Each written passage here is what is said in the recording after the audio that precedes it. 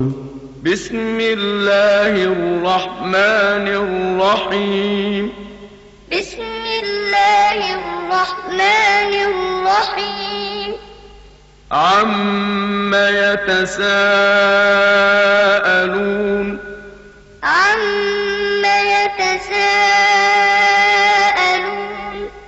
عن النبأ العظيم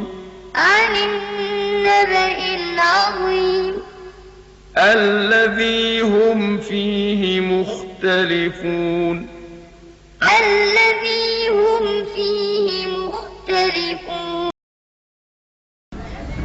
الحمد لله نحمده ونستعينه ونؤمن به ونتوكل عليه ونعوذ بالله من شرور أنفسنا ومن سيئات أعمالنا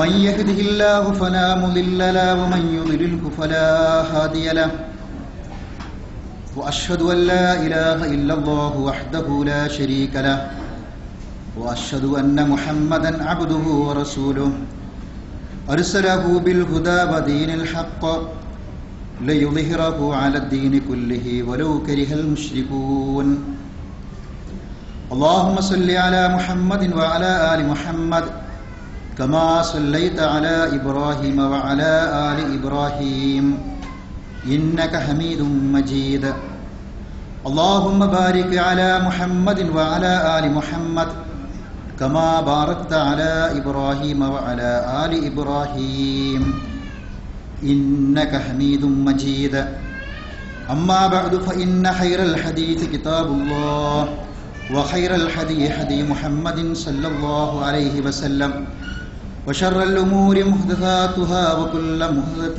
بدعة وكل بدعة ضلالة أعوذ بالله من الشيطان الرجيم بسم الله الرحمن الرحيم يا أيها الناس اتقوا ربكم الذي خلقكم من نفس واحدة وخلق منها زوجها وبث منهما رجالا كثيرا ونساء واتقوا الله الذي تساءلون به والأرحام إن الله كان عليكم رقيبا رب اشرح لي صدري ويسر لي أمري واحلل عقدة من لساني يفقهوا قولي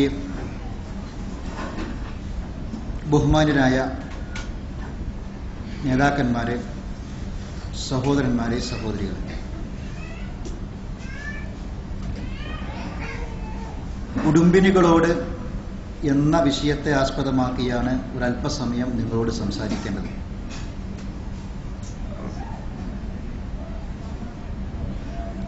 ആദ്യം സൂചിപ്പിക്കാനുള്ളത്, ഇത് നിങ്ങൾക്ക് വേണ്ടിയാണ്. അപ്പൊ അതുകൊണ്ട് ഒന്ന് അടങ്ങി അവിടെ ഇരിക്കുക.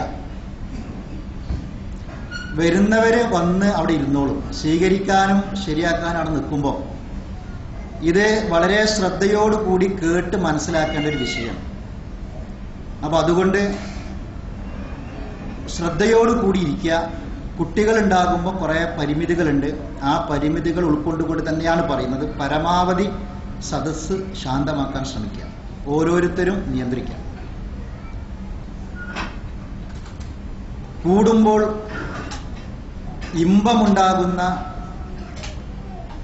ഒരു കാര്യത്തിനാണ് നമ്മൾ കുടുംബം എന്ന് പറയാം. കുടുംബം എന്ന് പറഞ്ഞാൽ അതാണ്. കൂടുമ്പോൾ ഇമ്പമുണ്ടാകും. ഒരു സമൂഹത്തിന്റെ ഏറ്റവും ചെറിയ ഭാഗമാണ് കുടുംബം എന്ന് പറയുന്നത്. പടച്ചതമ്പുരാന്റെ സൃഷ്ടികളിൽ ഉത്തമന്മാരാണ് മനുഷ്യന്മാർ. അല്ലാഹു തആല മനുഷ്യവർഗത്തെ സൃഷ്ടിക്കുന്നതിന് മുമ്പ് അവർക്ക് ജീവിക്കാൻ ആവശ്യമായ എല്ലാ സൗകര്യങ്ങളും ഭൂമിയിൽ ഒരുക്കി വെച്ചിട്ടുണ്ട്. ഖലഖലക്കും മാ ഫിൽ അർളി ജമീഅ, നിങ്ങൾക്ക് വേണ്ടി ഭൂമിയിലുള്ള എല്ലാ വസ്തുക്കളെയും നാം സൃഷ്ടിച്ചിരിക്കുന്നു. അങ്ങനെ ഈ ഭൂമിയിലെ വിഭവങ്ങളെ അനുഭവിക്കേണ്ട മനുഷ്യവർഗത്തിന്റെ ഒന്നാമത്തെ വ്യക്തിയായി ആദം നബി അലൈഹി സ്വലാത്തു വസ്സലാമിനെ അള്ളാഹു തആല സൃഷ്ടിക്കുകയാണ്. ആദം നബി അലൈഹി സ്വലാത്തു വസ്സലാമിനെ അള്ളാഹു തആല സൃഷ്ടിച്ചു. ആദം നബി ഈ ഭൂമിയെ എങ്ങനെ നോക്കിക്കാണുകയാണ്. എല്ലാ സൗകര്യങ്ങളുമുണ്ട്, പക്ഷെ അദ്ദേഹത്തിന്റെ ജീവിതത്തിന് ഒരർത്ഥം ലഭിക്കുന്നില്ല. എന്തോ ഒന്നിന്റെ കുറവുണ്ടായിരുന്നു. ആ കുറവ് ഉടനെ അള്ളാഹു തആല തീർത്തു. ആദമിൽ നിന്ന് ആദമിന്റെ ഇണയായ പെണ്ണിനെ സൃഷ്ടിച്ചു. അള്ളാഹുവിന്റെ റസൂൽ പറഞ്ഞത് ഇന്നഹാ ഖുലിഖത് മിൻ ദിറഇൻ, വാരിയെല്ല് കൊണ്ട് സൃഷ്ടിക്കപ്പെട്ടവളാണ് പെണ്ണ്. അപ്പൊ ആദം നബി അലൈഹി സ്വലാത്തു വസ്സലാമിന്റെ ജീവിതം പൂർണ്ണമാകുന്നത് ആദം നബിക്ക് ഇണയായി തുണയായി ഹവ്വാ ഉമ്മയെ കിട്ടിയതോടു കൂടിയാണ്. ഒരു പുരുഷന്റെ ജീവിതം, ഒരു മനുഷ്യ ജീവിതം പൂർണ്ണമാകുന്നത് സ്ത്രീകൾ ഉണ്ടാകുമ്പോൾ മാത്രമാണ്. അല്ലാഹു തആല മനുഷ്യവർഗത്തിന്റെ സൃഷ്ടിപ്പിനെ കുറിച്ച് പറഞ്ഞപ്പോൾ ഒരു സ്ഥലത്ത് പറഞ്ഞു, യഹബു ലിമൻ യശാഉ ഇനാസ വയഹബു ലിമൻ യശാഉ ദുകൂറ വയുസവ്വിജുഹും ദുക്റാനം വഇനാസ. അല്ലാഹു ചില ആളുകൾക്ക് ആൺകുട്ടികളെ കൊടുക്കുന്നു, ചില ആളുകൾക്ക് പെൺകുട്ടികളെ കൊടുക്കുന്നു, ചില ആളുകൾക്ക് ആണിനെയും പെണ്ണിനെയും ഇടകലർത്തി കൊടുക്കുന്നു. അത് അള്ളാഹുവിന്റെ സൃഷ്ടിപ്പിന്റെ ഒരു ഭാഗമായിട്ട് ഖുർആൻ എടുത്തു പറഞ്ഞ കാര്യമാണ്. ഇനി ഖുർആൻ പറഞ്ഞ മറ്റൊരു കാര്യം, ഇന്നി ലാ ഉളീഉ അമല ആമിലിൻ മിൻ ദക്കരിൻ ഔ ഉൻസ. ഒരു ആണാവട്ടെ പെണ്ണാവട്ടെ അവളുടെ പ്രയത്നങ്ങൾ, പ്രവർത്തനങ്ങൾ അള്ളാഹു ഒരിക്കലും അത് വെറുതെയാക്കി കളയുകയില്ല. ഒരു ആണിന്റെ പ്രവർത്തനത്തിനും പെണ്ണിന്റെ പ്രവർത്തനത്തിനും അല്ലാഹു തആല ഒരുപോലെയാണ് പ്രതിഫലം നൽകുന്നത് എന്നാണ് ഖുർആൻ സൂചിപ്പിച്ചത്. സമാധാനത്തോടുകൂടി, ശാന്തമായി, സ്വസ്ഥമായി, സംതൃപ്തിയോടുകൂടി ജീവിക്കാൻ നമുക്ക് സാധിക്കണം. ഈ ദുനിയാവിലെ വളരെ ചുരുങ്ങിയ കാലഘട്ടത്തിൽ മാത്രമുള്ള ഒരു ജീവിതം, ആ ജീവിതമാണ് നമുക്കുള്ളത്. ഇതിൽ കുടുംബം എന്ന് പറയുമ്പോൾ ഒരുപാട് പച്ചയായ യാഥാർത്ഥ്യങ്ങളാണ്, തീവ്രമായ ഒട്ടനവധി അനുഭവങ്ങളാണ് കുടുംബജീവിതം എന്ന് പറയുന്നത്.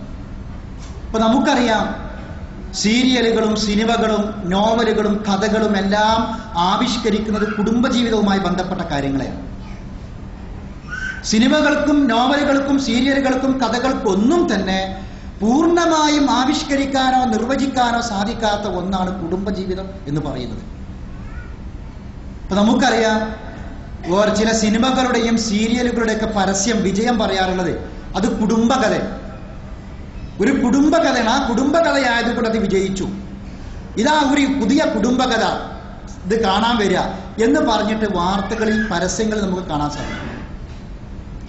എത്ര കുടുംബകഥകൾ പറഞ്ഞു, എത്ര കുടുംബത്തിന്റെ കഥകളെ ആസ്പദമാക്കി നോവലുകളും കഥകളൊക്കെ രചിക്കപ്പെട്ടു, എവിടെയും എത്തിയിട്ടില്ല. അതിങ്ങനെ വ്യത്യസ്ത വഴിത്തിരിവിലേക്ക് പോവുകയാണ്. ഇപ്പൊ നിങ്ങൾ കണ്ടിട്ടില്ലേ മേഘം? ഏതാ മേഘം? സീരിയൽ മേഘമല്ല ഞാൻ പറഞ്ഞത്, ആകാശത്തെ മേഘം. ആകാശത്തിലെ മേഘങ്ങൾ പല സ്ഥലത്തേക്ക് തിരിഞ്ഞു പോവുകയാണ്. മേഘങ്ങൾ ഒന്ന് പടിഞ്ഞാട്ട് പോകും, കിഴക്കോട്ട് പോകും, പല ഭാഗത്തേക്ക് പോകും.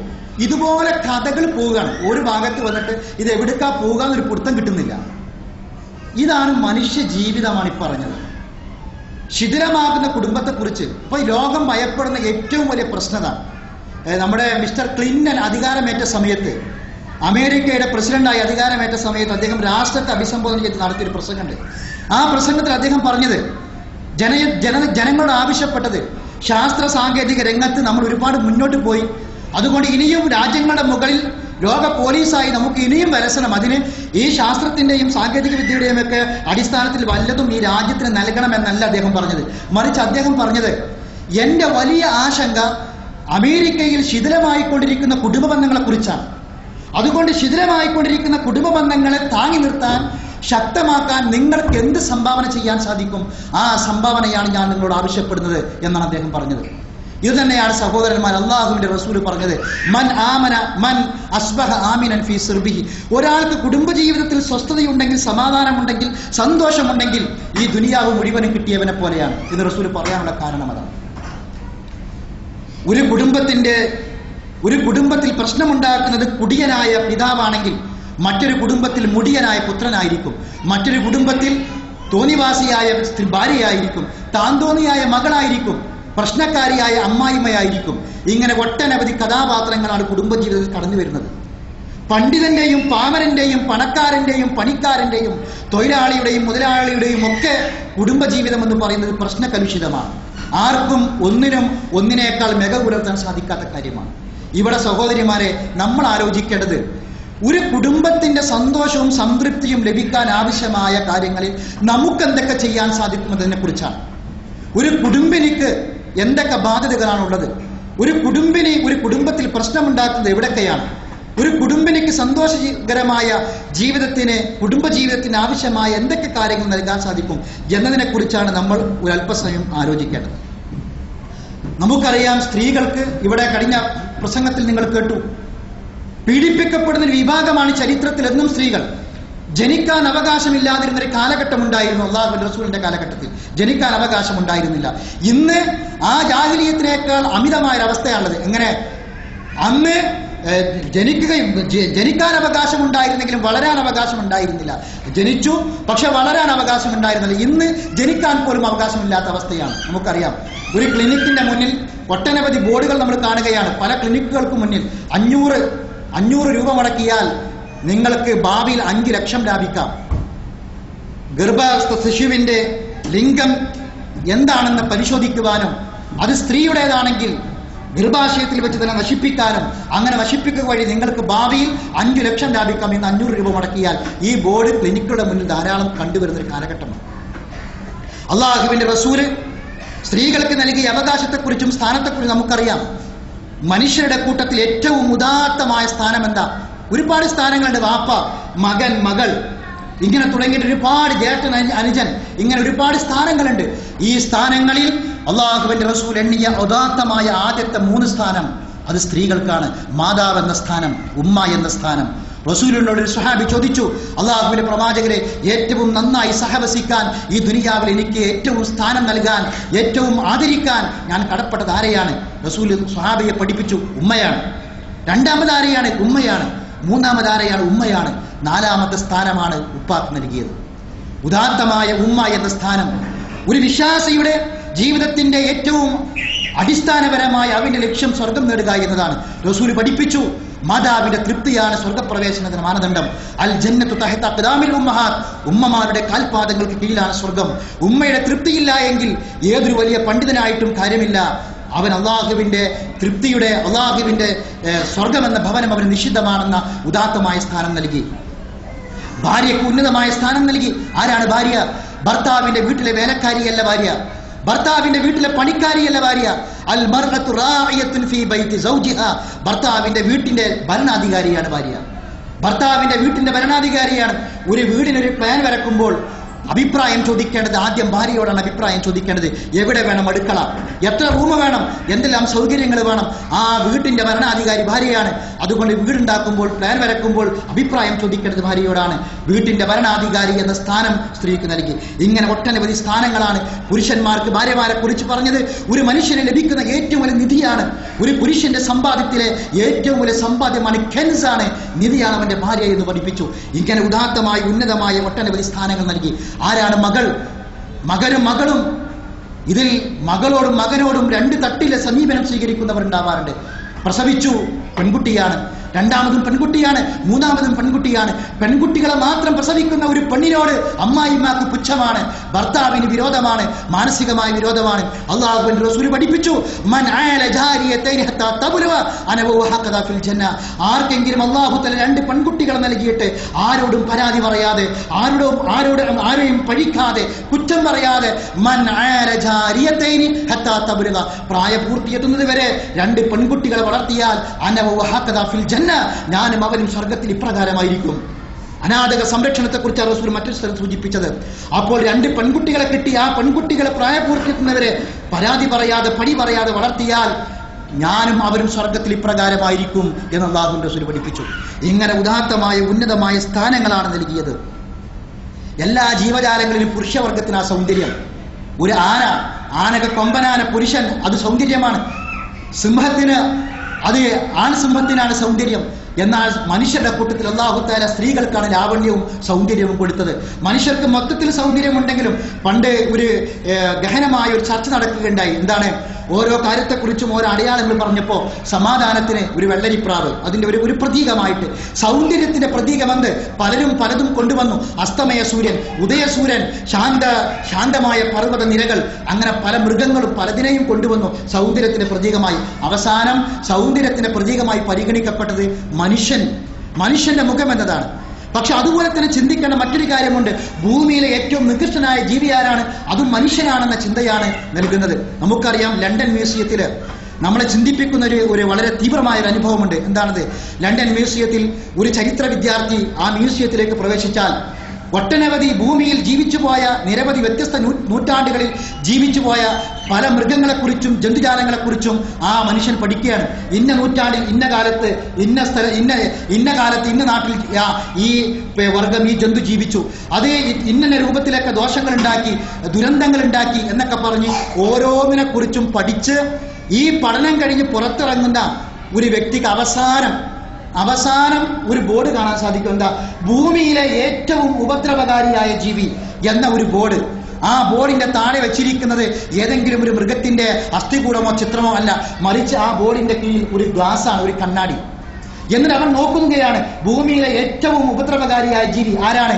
ഇവൻ പഠിക്കുന്നു. സ്വന്തം ആ കണ്ണാടിയിലേക്ക് നോക്കുമ്പോൾ സ്വന്തം പ്രതിബിംബം കാണുകയാണ്. ഞാൻ തന്നെയാണ് ഭൂമിയിലെ ഏറ്റവും ഉപദ്രവകാരിയായ ജീവി എന്ന പുതിയ പാഠം ലണ്ടൻ മ്യൂസിയത്തിൽ നിന്ന് പുറത്തിറങ്ങുന്ന ഒരു വിദ്യാർത്ഥി പഠിക്കുകയാണ്. എന്താ കാരണം? നമുക്കറിയാം, ആനക്ക് മതമിളകിയാൽ ചങ്ങലക്കിടാം. ചരിത്രത്തിൽ മതമിളകിയ ഒട്ടനവധി മനുഷ്യന്മാരുണ്ടായിട്ടുണ്ട്. ഹിറ്റ്ലറെ പോലെ, മുസോളിനിയെ പോലെ മതമിളകിയ ഒട്ടനവധി മനുഷ്യന്മാരുണ്ട്. ലക്ഷക്കണക്കിന് മനുഷ്യന്മാരെ കൊന്ന മതമിളകിയ പലരെയും കുറിച്ച് നമ്മൾ പഠിക്കുകയാണ്. അപ്പോൾ ഏറ്റവും ഉപദ്രവകാരിയായ ജീവി മനുഷ്യൻ തന്നെയാണ്. ഇവിടെയാണ് നമ്മൾ ആലോചിക്കേണ്ടത്.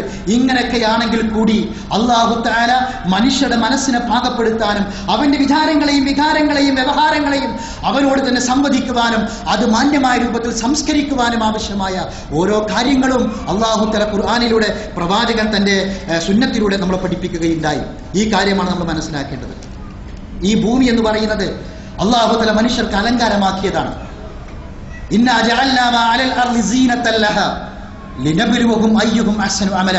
നിങ്ങളിൽ നിന്ന് ആരാണ് നല്ലത് പ്രവർത്തിക്കുന്നതെന്ന് തിരിച്ചറിയാൻ നിങ്ങൾക്ക് ഈ ഭൂമിയെ സൗന്ദര്യമാക്കിയിരിക്കുന്നു. അൽ മാലു വൽ ബനൂന സീനത്തുൽ ഹയാത്തി ദുനിയ. ഈ ഭൂമിന്റെ അലങ്കാരം എന്ന് പറയുന്നത് സമ്പത്തും മക്കളുമാണെന്ന് ഖുർആൻ വീണ്ടും വിശദീകരിക്കുകയാണ്. എന്നിട്ട് ഖുർആൻ മറ്റൊരു സ്ഥലത്ത് പറഞ്ഞു, സുയ്യിന ലിന്നാസി ഹുബ്ബുശ് ശഹവാതി മിനൻ നിസാഇ വൽ ബനീൻ വൽ ഖനാതീരിൽ മുഖന്തറതി മിനൽ ദഹബി വൽ ഫിദ്ദ വൽ ഖൈലിൽ മുസവ്വമതി വൽ അനാമി വൽ ഹർദ് ദാലിക മതാഉൽ ഹയാത്തി ദുനിയ വല്ലാഹു ഇൻദഹു ഹുസ്നുൽ മആബ്. മനുഷ്യർക്ക് അലങ്കാരമാക്കിയിരിക്കുന്നു ഇഷ്ടവസ്തുക്കളോടുള്ള പ്രേമം. അത് ഒന്ന് സ്ത്രീയാണ്, സ്വർണമാണ്, അതുപോലെ തന്നെ മൃഗങ്ങളാണ്, സമ്പത്താണ്, തുടങ്ങിയ ഒട്ടനവധി കാര്യങ്ങളെക്കുറിച്ച് മനുഷ്യർക്ക് അലങ്കാരമാക്കിയ കാര്യങ്ങളെക്കുറിച്ച് പറയുകയുണ്ടായി. ഇതിൽ സഹോദരിമാരെ നമ്മൾ മനസ്സിലാക്കേണ്ട ഏറ്റവും പ്രധാനപ്പെട്ട ഒരു കാര്യം, സ്ത്രീ എന്ന് പറയുന്നത് ഒട്ടനവധി ഉത്തരവാദിത്തങ്ങൾ നിർവഹിക്കപ്പെടാൻ ബാധ്യതയുള്ളവരാണ്. ഒരിക്കലും ഫാത്തിമ റളിയല്ലാഹു തആല അൻഹയും അലി റളിയല്ലാഹു അൻഹും തമ്മിൽ ഭാര്യാഭർത്താക്കന്മാരാണ്. രണ്ടുപേരും ഇങ്ങനെ സംസാരിച്ചിരിക്കുകയാണ്. അപ്പൊ ഇവർ ഇടക്കിടക്ക് തമാശ പറഞ്ഞ് ചിരിക്കും. ഇങ്ങനെ സന്തുഷ്ടമായ ഒരു കുടുംബജീവിതമാണ് അലിയുടെയും ഫാത്തിമയുടെയും ജീവിതം. അങ്ങനെ ഒരിക്കല് അലി റളിയല്ലാഹു അൻഹ ഫാത്തിമ റളിയല്ലാഹു അൻഹ പാടി, ഇന്നൻ നിസാഹ റയാഹീനുൻ ഖുലിഖന ലക്കും ഫകുല്ലുക്കും തഷ്തഹി ശമ്മർ റയാഹീനി. ഇന്നൻ നിസാഹ റയാഹീൻ, സ്ത്രീ എന്ന് പറഞ്ഞാൽ അത് ഒരു പുഷ്പമാണ്. എങ്ങനെ? വാസനയുള്ള നല്ല സുഗന്ധമുള്ള ഒരു പുഷ്പമാണ് സ്ത്രീ എന്ന് പറഞ്ഞാൽ. ഫകുല്ലുക്കും, അത് ഖുലിഖന ലക്കും, നിങ്ങൾക്ക് ആണുങ്ങൾക്ക് വേണ്ടി സൃഷ്ടിച്ചൊരു പുഷ്പമാണ്. വകുല്ലുക്കും തഷ്തഹി ശമ്മർ റയാഹീനി, എല്ലാ മനുഷ്യരും അതൊന്ന് മണക്കാൻ എല്ലാവരും ആഗ്രഹിക്കും എന്ന് ആര് പറഞ്ഞു? ഫാത്തിമ റളിയല്ലാഹു തആല അൻഹ പറഞ്ഞു. അപ്പൊ അലി റളിയല്ലാഹു അൻഹു തമാശയിൽ പറഞ്ഞു, ഇന്നൻ നിസാഹ ശയാതീനുൻ ഖുലിഖന ലനാ, സ്ത്രീ എന്ന് പറഞ്ഞാൽ ഞങ്ങൾക്ക് വേണ്ടി സൃഷ്ടിക്കപ്പെട്ട ഒരു പിശാചാണ്. നഊദു ബില്ലാഹി മിൻ ശർരി ശയാതീനി, അള്ളാഹിനോട് ഈ പിശാചിൽ നിന്ന് ഞാനിതാ ശരണം ചോദിക്കുന്നു എന്ന് പറഞ്ഞു. ഇത് രണ്ടും സത്യത്തിൽ ഒരു അനുഭവവും ഒരു യാഥാർത്ഥ്യമാണ്, അല്ലെ? ഒരു മനുഷ്യന്റെ ജീവിതത്തിൽ, ഒരു കുടുംബത്തിന്റെ ജീവിതത്തിൽ ഒരു തോട്ടത്തിലെ നല്ല വാസനയുള്ള പുഷ്പങ്ങൾ, ആ പുഷ്പങ്ങൾ സുഗന്ധം വീശുന്നത് പോലെ നല്ല സുന്ദരമായ ജീവിതത്തില് ആ ജീവിതമാകുന്ന സുഗന്ധം പൂശാൻ സ്ത്രീക്ക് സാധിക്കും. എന്നാൽ ഒരു കുടുംബത്തിനെ നശിപ്പിച്ച് ആ നശിപ്പിക്കുന്ന പിശാചിന്റെ വേഷം കെട്ടാനും സ്ത്രീക്ക് സാധിക്കും. ഇത് രണ്ടും ഒരു യാഥാർത്ഥ്യമാണ്. ഇവിടെ നമ്മൾ ഏതായി മാറണം? സഹോദരിമാരെ, ഒരു കുടുംബത്തിന്റെ സന്തോഷവും സംതൃപ്തിയും സംഭാവന ചെയ്യുന്ന ഒരു തോട്ടത്തിലെ സുന്ദരമായ പുഷ്പങ്ങളെ പോലെയായി മാറാൻ നിങ്ങൾക്ക് സാധിക്കണം. അതിനാവശ്യമായ കാര്യങ്ങളാണ് അള്ളാഹുവിന്റെ പ്രവാചകൻ ഇസ്ലാമിലൂടെ നമ്മളെ പഠിപ്പിച്ചിട്ടുള്ളത്. ഹാഫിദ് അബൂ ഇബ്രാഹിം അമീർ ഷുറ എന്ന പേരിൽ അറിയപ്പെടുന്ന, കവികളുടെ നേതാവ് എന്ന പേരിൽ അറിയപ്പെടുന്ന അമീർ ഷുറ ഒരിക്കൽ അദ്ദേഹം പറഞ്ഞു,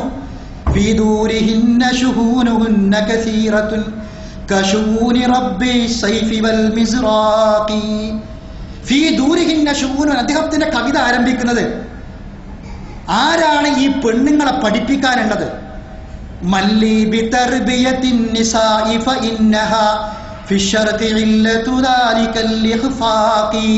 ആരാണ് എന്റെ കൂടെ ചേർന്ന് ഈ പെണ്ണുങ്ങൾക്ക് ഒരു വിദ്യാഭ്യാസം കൊടുക്കാനുള്ളത്? പാശ്ചാത്യ രാജ്യങ്ങളിൽ അധപ്പതനത്തിന്റെ കാരണം ഈ പെണ്ണുങ്ങളാണ് എന്ന് പറഞ്ഞിട്ട് കവിത തുടങ്ങുന്നത്. എന്നിട്ട് അദ്ദേഹം പറയാണ്, സ്ത്രീകൾക്ക് പെരീ തന്നെ കണ്ടമാനം പണിയുണ്ട്. ഒരു വീട്ടിൽ ഒട്ടനവധി ജോലി സ്ത്രീകൾക്കുണ്ട്. ഏതുപോലെയാണ്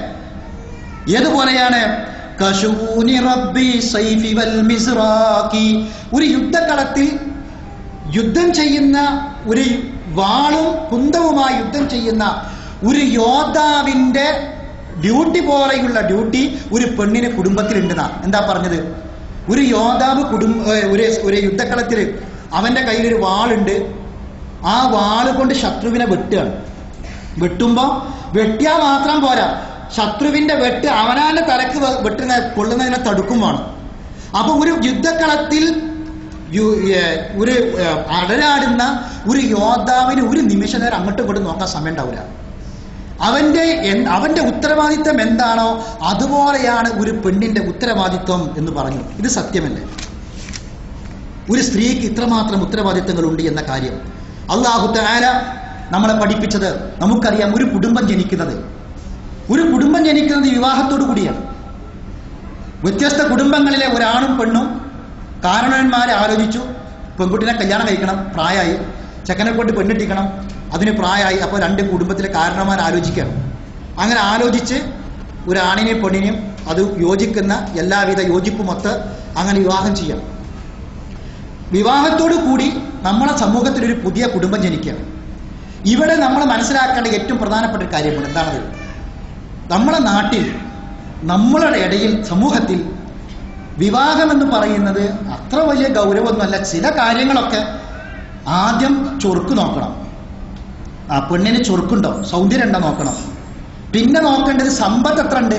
ചില കാരണവന്മാരുണ്ട് നമ്മുടെ നാട്ടിലൊക്കെ, പെണ്ണാലോചിക്കാൻ വന്നാല് ഓർക്ക് പെണ്ണിനെ നല്ലപോലെ മേപ്പെട്ട നോക്കുക. കാരണം തെങ്ങുമല എത്ര തേങ്ങ ഉണ്ട്, കവുങ്ങുമല എത്ര അടക്ക കിട്ടും, എത്ര ബാക്ക്ഗ്രൗണ്ട് ഉണ്ട് നോക്കുക, അവിടുന്ന് എത്ര വരുമാനം കിട്ടുന്ന നോക്കുക. സമ്പത്താണ് ചില ആൾക്കാർ നോക്കുക. ചില ആൾക്കാർ സൗന്ദര്യം നോക്കുക. ചില ആൾക്കാർ തറവാടിത്തം നോക്കുക. എങ്ങനെയുണ്ട്, തറവാടിത്തം എത്രമാത്രം ഉണ്ട് എന്നാ നോക്കുക. അള്ളാഹുവിന്റെ റസൂൽ പറഞ്ഞത് എന്താണെന്നറിയോ? നിങ്ങൾ ഈ ചെയ്യുന്ന കാര്യം ആരോടാണെന്നറിയോ?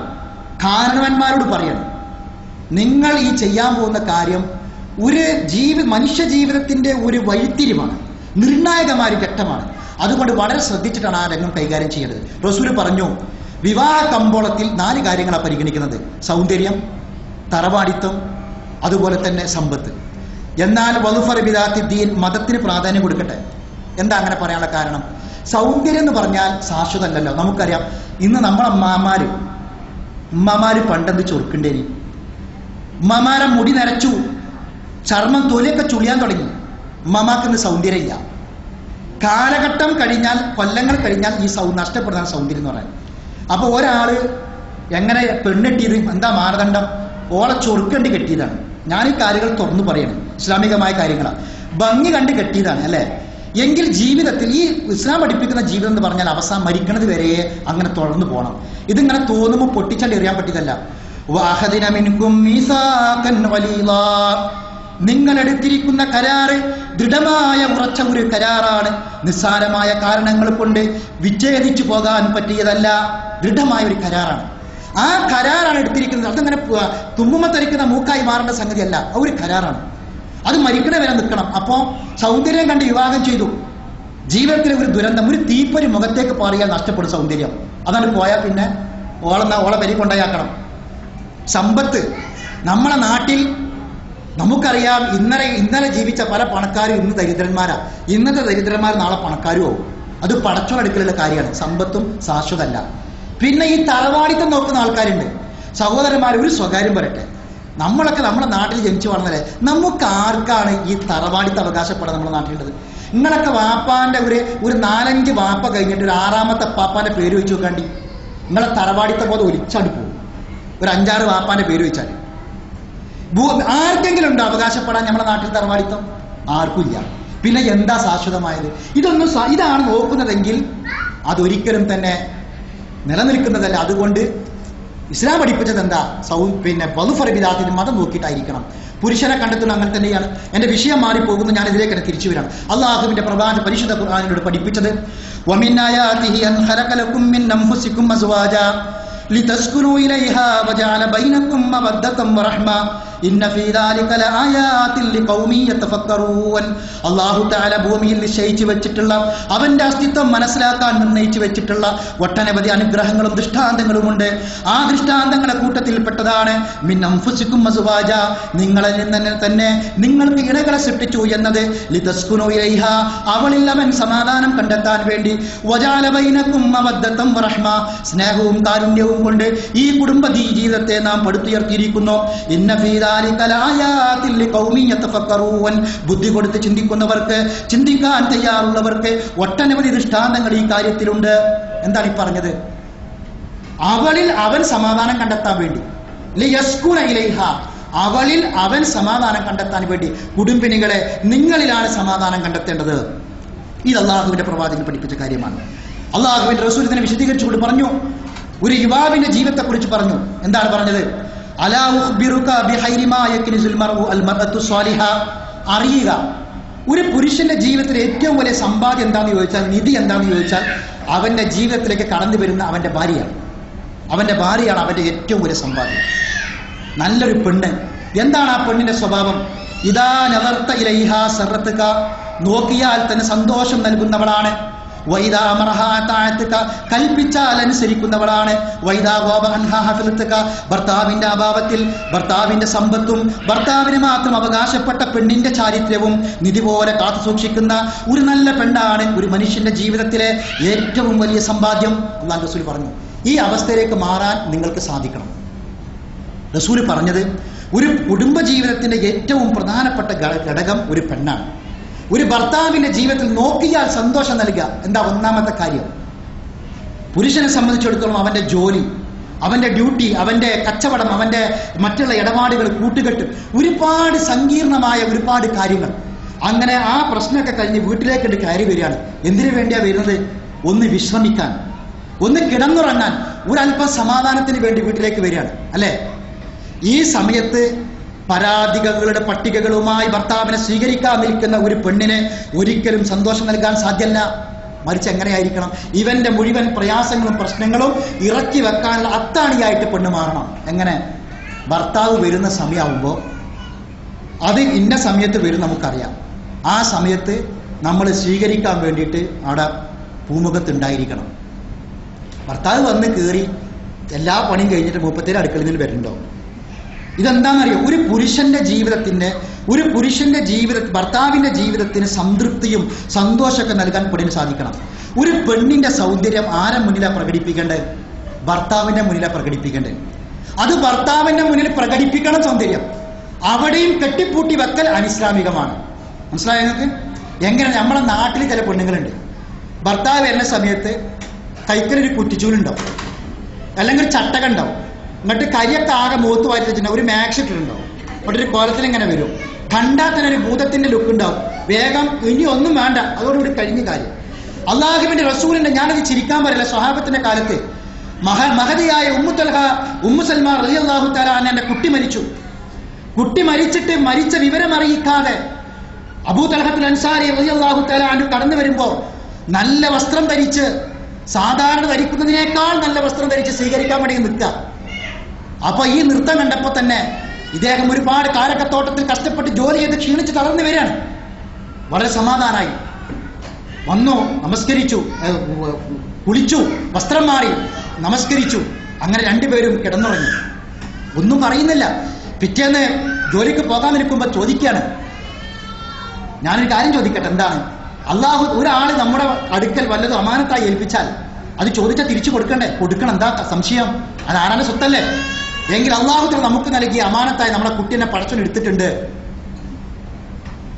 ഇത് അദ്ദേഹത്തിന് താങ്ങാൻ സാധിച്ചില്ല. അങ്ങനെ അദ്ദേഹം പരാതി പറയാൻ റസൂലുള്ളാഹിന്റെ അടുക്കലേക്ക് ഓടുകയാണ്. അവിടെ ചെന്ന് പരാതി പറഞ്ഞു.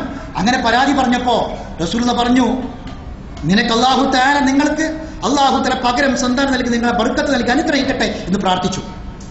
അങ്ങനെ അവൾ തിരിച്ചു പോന്നു. തിരിച്ചു പോന്നപ്പോ ഉമ്മു സൽമാ റളിയല്ലാഹു തആല അൻഹ അദ്ദേഹത്തെ കെട്ടിപ്പിടിച്ചുകൊണ്ട് പറഞ്ഞൊരു വാക്കുണ്ട്, മരണതുല്യമായ വേദന സഹിച്ച് പ്രസവിച്ച ഒരു ഉമ്മയാണ് ഞാൻ. ഈ ദുനിയാവിൽ ഒരു കുഞ്ഞ് മരിക്കുമ്പോൾ ഭൂമിയിൽ ആരെക്കാളും വേദന എനിക്കുണ്ട്. ആ വേദന ഞാൻ എൻ്റെ മനസ്സിൽ ഒതുക്കിയതാണ്. എന്തിനു വേണ്ടി? നിങ്ങൾ കഷ്ടപ്പെട്ട് ജോലി ചെയ്ത് ഇവിടെ വന്നിട്ട് നിങ്ങളോട് ഞാൻ വരുമ്പോൾ തന്നെ കുട്ടി മരിച്ച വിവരം നെഞ്ഞത്തടിച്ച് കരഞ്ഞുകൊണ്ട് പറയുകയാണെങ്കിൽ നിങ്ങളൊന്ന് ഭക്ഷണം കഴിക്കൂല, നിങ്ങൾക്ക് രാത്രി ഉറക്കമുണ്ടാവുകയില്ല. നിങ്ങൾ ഉറങ്ങാത്തത് കൊണ്ടോ ഭക്ഷണം കഴിക്കാത്തത് കൊണ്ടോ എടുത്ത കുട്ടിനെ പടച്ചോൻ തിരിച്ചു തരൂലല്ലോ.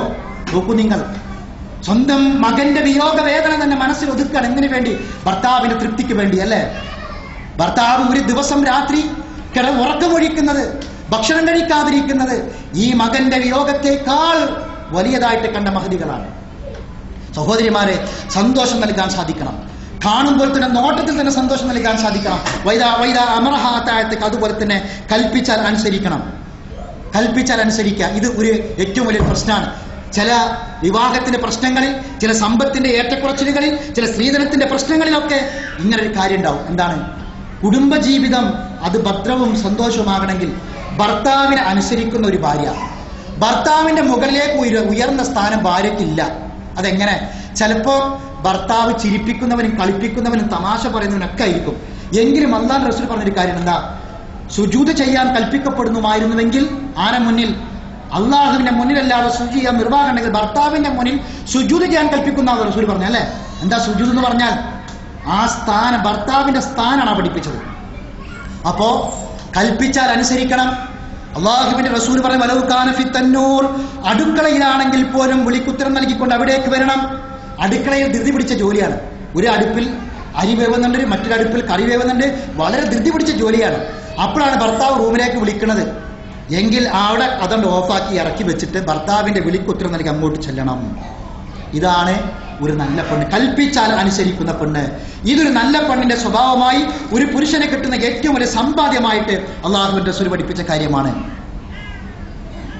അപ്പോ പുരുഷന്മാർക്ക് അധികാരം നൽകി പുരുഷന്മാരുടെ കീഴിൽ കീഴൊതുങ്ങിക്കൊണ്ടാണ് സ്ത്രീകൾ ജീവിക്കേണ്ടത്. എത്രമാത്രം എന്ന് പറഞ്ഞാൽ അടിക്കാൻ പോലും അവകാശം കൊടുക്കില്ലേ? അടിച്ച് പഠിപ്പിക്ക പെണ്ണിനെ. എങ്ങനെ? മുറി പറ്റാത്ത രൂപത്തിൽ, മുഖത്തല്ലാത്ത ഭാഗത്ത്, അരുതാത്തതാണ് ചെയ്തു പോയത്, പറയാൻ പാടില്ലാത്തതാണ് പറഞ്ഞു പോയത് എന്ന് മനസ്സിലാക്കി കൊടുക്കുന്ന രൂപത്തിൽ മാന്യമായിട്ട് അടിക്കാൻ പോലുമുള്ള അധികാരം സ്ത്രീകൾക്ക് നൽകി. അപ്പൊ ഒന്നാമത്തത്, ഒരു നല്ല കുടുംബിനിയാകാൻ, ഒരു നല്ല ഭാര്യയാകാൻ ഉണ്ടായിരിക്കേണ്ട ഒന്നാമത്തെ സ്വഭാവം, ഭർത്താവിന് പ്രഥമ ദൃഷ്ടിയിൽ തന്നെ സന്തോഷം നൽകുന്ന സമീപനമായിരിക്കണം നിങ്ങളിൽ ഉണ്ടാവേണ്ടത്. ഭർത്താവിന്റെ എല്ലാ പ്രയാസങ്ങളും പ്രശ്നങ്ങളും ഇറക്കി വെക്കാനുള്ള അത്താണിയായിട്ട് മാറാൻ സ്ത്രീകൾക്ക് സാധിക്കണം. രണ്ടാമത്തെ കാര്യം, കൽപ്പിച്ചാൽ അനുസരിക്കണം. ഭർത്താവിനെ അനുസരിക്കുന്ന, തർക്കുത്തരം പറയാത്ത, പറഞ്ഞാൽ അനുസരിക്കുന്ന ഒരു സ്വഭാവം നിങ്ങളിൽ ഉണ്ടായിരിക്കണം. മൂന്നാമത്തത്, വൈദാ ഗോബ അൻഹാ ഹഫിലത്തുക, ഭർത്താവിന്റെ അഭാവത്തിൽ, ഭർത്താവ് നാട്ടിലില്ലാത്ത സമയത്ത്, വീട്ടിലില്ലാത്ത സമയത്ത് ഭർത്താവിന്റെ സ്വത്ത് അത് സംരക്ഷിക്കണം. ഭർത്താവിന് മാത്രം അവകാശപ്പെട്ട പെണ്ണിന്റെ ചാരിത്യവും ഇതുപോലെ കാത്തു സൂക്ഷിക്കണം. എങ്ങനെയാണിത്? ഇന്ന് ഏറ്റവും വലിയൊരു പ്രശ്നം എന്താണെന്ന് നിങ്ങൾ, കുടുംബജീവിതത്തിന്റെ പറയാൻ എനിക്ക് മടിയുണ്ടെങ്കിലും പറയാതിരിക്കാൻ നിർവാഹമില്ല. കുടുംബജീവിതത്തിലെ ഏറ്റവും വലിയൊരു പ്രശ്നം സ്വന്തം ഭാര്യയെക്കുറിച്ചുള്ള സംശയമാണ്. ഒട്ടനവധി കുടുംബത്തിന്റെ ശിഥിലീകരണത്തിന്റെ പ്രധാനപ്പെട്ട കാരണം ഭാര്യയിൽ ഭർത്താവിനുണ്ടാകുന്ന സംശയമാണ്. ഇത് ഒരു വലിയ പ്രശ്നമാണ്. എന്താണ് പരിഹാരം? നമ്മൾ ശുദ്ധരാണ്. നമ്മൾ ആഗ്രഹിക്കുന്ന സ്ത്രീകളുടെ പ്രകൃതി തന്നെ അതാണ്. ആണുങ്ങൾക്ക് അല്ലാഹു തആല സ്വർഗത്തിൽ ഹൂറിൽ നിങ്ങൾ തയ്യാറാക്കിയിട്ടുണ്ട്. സ്ത്രീകൾക്ക് ഇണകൾ ആരാണ്? അവരുടെ ഭർത്താക്കന്മാരും ഇവിടുത്തെ ഇണകളാണ്. കാരണം എന്താ പറയുന്നത്? ഒരു പുരുഷൻ മറ്റൊരു സ്ത്രീ ആഗ്രഹിക്കുന്നുവെങ്കിൽ ഒരു സ്ത്രീ പ്രകൃതിപരമായി ഒരിക്കലും അതിൽ 100-ൽ ഒരു 2-3% മാത്രം ഒതുങ്ങുന്നതാണ് ഒരു പരപുരുഷ ബന്ധം എന്ന് ആഗ്രഹിക്കുന്നത്. മറിച്ച് സ്വന്തം ഭർത്താവിനെ തൃപ്തിപ്പെടുന്ന പ്രകൃതിയാണ് സ്ത്രീക്കുള്ളത്. നമുക്കറിയാം നമ്മൾ ശുദ്ധരാണ്. പക്ഷെ ഭർത്താവിന് സംശയമുണ്ടാകുന്ന ഒരു കാര്യവും ഒരു കാരണവശാലും സാഹചര്യം ഉണ്ടാക്കാൻ പാടില്ല.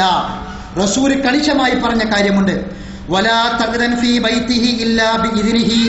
ഭർത്താവിന്റെ അനുവാദം കൂടാതെ ഭർത്താവിന്റെ വീട്ടിൽ ഒരാളെയും നിങ്ങൾ പ്രവേശിപ്പിക്കാൻ പാടില്ല. സ്വന്തം രക്തബന്ധുക്കളല്ലാത്ത രക്തബന്ധുക്കൾ എന്ന് പറഞ്ഞാൽ അമ്മായിന്റെ മോൻ രക്തബന്ധുവല്ല. നമ്മൾ മനസ്സിലാക്കണം, നമുക്ക് രക്തബന്ധുക്കൾ അമ്മായിന്റെ മോൻ, എളാപ്പാന്റെ മോൻ, ഏലാമാന്റെ മോൻ, ഇങ്ങനെ കുറെ, അതൊന്നും രക്തബന്ധമല്ല. മറിച്ച് വിവാഹം നിഷിദ്ധമാക്കിയ രക്തബന്ധുക്കൾ ഖുർആൻ പറയുന്നുണ്ട്. അവരല്ലാത്ത ഒരാളും, എന്താ ഇസ്ലാമിക വീക്ഷണത്തിൽ സ്വന്തം അമ്മായിന്റെ മോനാണെങ്കിൽ പോലും ഭർത്താവിന് അനുവാദം കൂടാതെ വീട്ടിലേക്ക് പ്രവേശിപ്പിക്കാൻ പാടില്ല. കൊഞ്ചിക്കുഴഞ്ഞ് സംസാരിക്കാൻ പാടില്ല. ഇത് അള്ളാഹുവിന്റെ റസൂലിന്റെ ഭാര്യമാരോട് പോലും നൽകിയ നിർദ്ദേശം. റസൂലുള്ളാഹിന്റെ ഭാര്യമാർ ആരാ? നമ്മൾ പറയും നമുക്ക് നല്ല ഈമാനാണ്. റസൂലുള്ളാഹിന്റെ ഭാര്യമാർ അത്ര ഈമാൻ നമുക്ക് ഏതാറില്ലല്ലോ. റസൂലുള്ളാഹിന്റെ ഭാര്യമാർ എന്താ പറഞ്ഞത്? നിങ്ങൾ ഒരു മറയുടെ പിന്നിൽ നിന്നുകൊണ്ടായിരിക്കണം സംസാരിക്കേണ്ടത്. നോക്കൂ, നിങ്ങൾ റസൂലുള്ളാഹിന്റെ ഭാര്യമാരോട് പോലുമുള്ള നിർദ്ദേശങ്ങളാണ്. ഈ നിർദ്ദേശം പാലിക്കാൻ നമുക്ക് സാധിക്കണം. അതുകൊണ്ട് ഒരിക്കലും തന്നെ ഭർത്താവിന് ഇഷ്ടമില്ലാത്ത ആളുകളെ പ്രവേശിപ്പിക്കാൻ പാടില്ല. ഭർത്താവിന് അനുവാദം കൂടാതെ ഒരു വ്യക്തിയെ വീട്ടിലേക്ക് പ്രവേശിപ്പിക്കാൻ പാടില്ല. ഇങ്ങനെയാണ് നമ്മുടെ സമീപനം. നമ്മളിങ്ങനെ കാണുന്നവരോടൊക്കെ വർത്താനം പറഞ്ഞ് ചില സ്ത്രീകൾ അങ്ങനെ ഉണ്ട്, കൊഞ്ചിക്കുഴഞ്ഞ്, ഒരിക്കലും തന്നെ പാടില്ല. ഇതൊക്കെ തന്നെ ഒരു പക്ഷേ സംശയത്തിന് കാരണമാക്കിയേക്കും. അതുകൊണ്ട് ഇസ്ലാം പറയുന്നു, നോക്കൂ നിങ്ങൾ, ഒരു പുരുഷന് ഒരു സ്ത്രീയിൽ സംശയമുണ്ടായാൽ നിങ്ങളിനി ആര് തന്നെ ആയിട്ടൊരു കാര്യമില്ല, ജീവിതം അവിടെ തകരും. അതുകൊണ്ടാണ് പ്രവാചകൻ പഠിപ്പിച്ചത് എന്ത്? ഒരു കാരണവശാലും നിങ്ങൾ ആ രൂപത്തിൽ ഒരിക്കലും തന്നെ നിങ്ങൾ പെരുമാറാൻ പാടില്ല.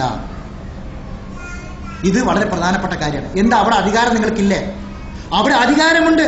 അൽ മർഅത്തു റായിയത്തുൻ ഫീ ബൈതി സൗജിഹാ. ഭർത്താവിന്റെ വീട്ടിലെ ഭരണാധികാരി പെണ്ണാണ്. ഇസ്ലാം വകവെച്ചു തരുന്നു, നിങ്ങൾക്ക് അധികാരമുണ്ട്. ഭർത്താവിന്റെ വീട്ടിലെ ഭരണാധികാരിയാണ് പെണ്ണ്. അതുകൊണ്ട് അവൾക്ക് അതിനുള്ള അവകാശമുണ്ടെന്ന് പഠിപ്പിക്കുകയാണ്. ഇതൊരു വിഷയമാണ്. ഇനി മറ്റൊരു വിഷയം എന്താണെന്ന് ചോദിച്ചാൽ, ഭർത്താവിന്റെ സമ്പത്തിനെ കുറിച്ച് പറഞ്ഞല്ലോ. ഭർത്താവിന്റെ സമ്പത്തും നിങ്ങൾ സൂക്ഷിക്കേണ്ട കാര്യമാണ്. ആ ഭർത്താവിന്റെ സമ്പത്ത് നഷ്ടപ്പെടുന്ന രൂപത്തിൽ ഭർത്താവിന് അനുവാദം കൂടാതെ ഒരു കാരണവശാലും നിങ്ങൾ അത് ഉപയോഗിക്കാൻ പാടില്ല. ഇനി കുടുംബജീവിതത്തിന് സന്തോഷത്തിന് ആവശ്യമായ മറ്റൊരു കാര്യം, നിങ്ങളുടെ എല്ലാവിധ പെരുമാറ്റത്തിലും സമീപനത്തിലൊക്കെ ഭർത്താവ് തൃപ്തി ഉണ്ടായിരിക്കണം. എന്ന് പറഞ്ഞാൽ ഭർത്താവിന്റെ തൃപ്തി നോക്കിയിട്ടായിരിക്കണം നിങ്ങൾ പെരുമാറേണ്ടത്. ഏത് കാര്യത്തിൽ വരെന്ന് ചോദിച്ചാൽ ഭക്ഷണത്തിന്റെ കാര്യത്തിൽ പോലും. അതെങ്ങനെ? ഇപ്പൊ നമുക്കറിയാം, പല രൂപത്തിലും കുടുംബത്തിൽ വളരെ നല്ല സന്തോഷമൊക്കെ തന്നെ ഇക്കാര്യം, നല്ല സന്തോഷം, നല്ല സംതൃപ്തിയൊക്കെയാണ്. പക്ഷെ തെറ്റണ ഒരു രംഗാണ്, എത്ര സന്തോഷത്തിൽ ജീവിക്കുന്ന ഭാര്യഭർത്താക്കന്മാരാണെങ്കിൽ തെറ്റണ ഒരു രംഗാണ് ഭക്ഷണത്തിന്റെ കാര്യം. ഭക്ഷണം കൊണ്ടുവന്ന് വെച്ചാൽ ആ ഭക്ഷണത്തിൽ ഭർത്താവിന് തൃപ്തി ഇല്ലെങ്കിൽ എന്ന് പറഞ്ഞാൽ ഒന്നുകിൽ ഉപ്പ് കുറെ കൂടി, അല്ലെങ്കിൽ ഉപ്പ് കുറെ കുറഞ്ഞു, അല്ലെങ്കിൽ ഏതെങ്കിലും ഒരു മുടിരോമം, ഇതൊക്കെ ഭർത്താവിനെ ചൊടിപ്പിക്കുന്ന കാര്യമായിരിക്കും. ഉണ്ടാക്കാൻ പാടില്ല. റസൂൽ പറഞ്ഞ കാര്യം നോക്കൂ നിങ്ങൾ. റസൂലുള്ള ഈ അങ്ങനെയുള്ള കാര്യങ്ങൾ വളരെ നിർണായകമായ ചില രംഗത്തേക്ക് പോലും നിർദ്ദേശം നൽകിയിട്ടുണ്ട്. ഇബ്നു മാജ റിപ്പോർട്ട് ചെയ്ത ഹദീസ് കാണാൻ സാധിക്കും. സയ്യിദ് ഇദാമിക്കും അൽ മിൽഹ. കറിയിലെ നേതാവ് ഉപ്പാകുന്നു. കറിയിലെ നേതാവ് ഉപ്പാണ്. എന്താ പറഞ്ഞത്? ഒരു പെണ്ണ് കറി പാകം ചെയ്യുമ്പോൾ പ്രത്യേകം ശ്രദ്ധിക്കണം. നിങ്ങൾ ഉപ്പാണ് കുറയാണ്ട് പാടില്ലല്ല. ഇത് റസൂല് ശ്രദ്ധിക്കാൻ പറഞ്ഞ നിർണായകമായ ഘട്ടമാണ്. ചില രംഗത്തൊക്കെ ഭാര്യയും ഭർത്താവും തമ്മിൽ തെറ്റി. അപ്പൊ നമ്മളെ നാട്ടിലൊക്കെ പോയാൽ ഏത് ജൂനിയറും സീനിയറും കോളേജിന്റെ മുന്നിലും കുറേ താത്താരുണ്ടാവും. ആരാണ്? അമുസ്ലിങ്ങളല്ല, മുസ്ലിങ്ങളാ കൂടുതൽ. എന്താ കാരണം? അവരെ കുറിച്ച് ഒരു പഠനം നടത്തിയാലേ എന്താ തെറ്റാൻ കാരണം? അതങ്ങനെ പഠിച്ച് ചെന്നാൽ തുടങ്ങിയിട്ടുണ്ടാകുക ചിലപ്പോൾ ഒരു ഉപ്പുമണ്ണ അയക്കാറ്. കറിയിൽ ഉപ്പ് കൂടി, അപ്പൊ ഉപ്പ് കൂടിയപ്പോൾ ചീത്ത ഇറങ്ങി. പിന്നെ അടുത്ത പ്രാവശ്യം വന്നപ്പോൾ ഉപ്പ് തീരെ ഇല്ല, അപ്പം പിന്നെയും ചീത്ത ഇറങ്ങി.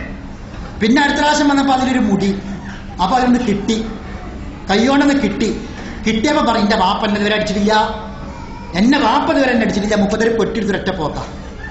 പിന്നെ അതവിടെ പ്രശ്നമായി അതങ്ങനെ സങ്കീർണമായി കോടതിയിലെത്തി. ഇതിങ്ങനെ അന്വേഷിച്ച് തുടങ്ങിയാൽ ചിലപ്പോൾ ഒരു ഉപ്പുമ നയിക്കാൻ തുടക്കം. റസൂൽ പറഞ്ഞു, അതുകൊണ്ട് സ്ത്രീകളെ നിങ്ങൾ ഭക്ഷണം പാകം ചെയ്യുമ്പോൾ ഈ നിങ്ങൾ ഒരുക്കി കൊടുക്കുന്ന ഭക്ഷണത്തിലും ഭർത്താവിൻ്റെ ഒരു തൃപ്തി ഉണ്ട്. ആ തൃപ്തി നിങ്ങൾ ശരിക്കും മനസ്സിലാവും. അതുകൊണ്ട് അടുക്കളയിൽ ഭക്ഷണം പാകം ചെയ്യുമ്പോൾ ശരിക്കും മുടിയൊക്കെ നല്ലോണം നിങ്ങൾ കെട്ടിവെക്കണം. മുടിയൊക്കെ നല്ലോണം ഒന്ന് കെട്ടിവെക്കുക. മുടി അതിൽ വരുന്നത് നിങ്ങൾ ചില ഭർത്താവിൻ്റെ കൂടെ വല്ല കൂട്ടുകാരൊക്കെ ഉണ്ടാവും. അപ്പോൾ അതൊക്കെ മോശമാണ്. അപ്പോൾ അതുകൊണ്ട് നിങ്ങൾ അത് ശ്രദ്ധിക്കണം.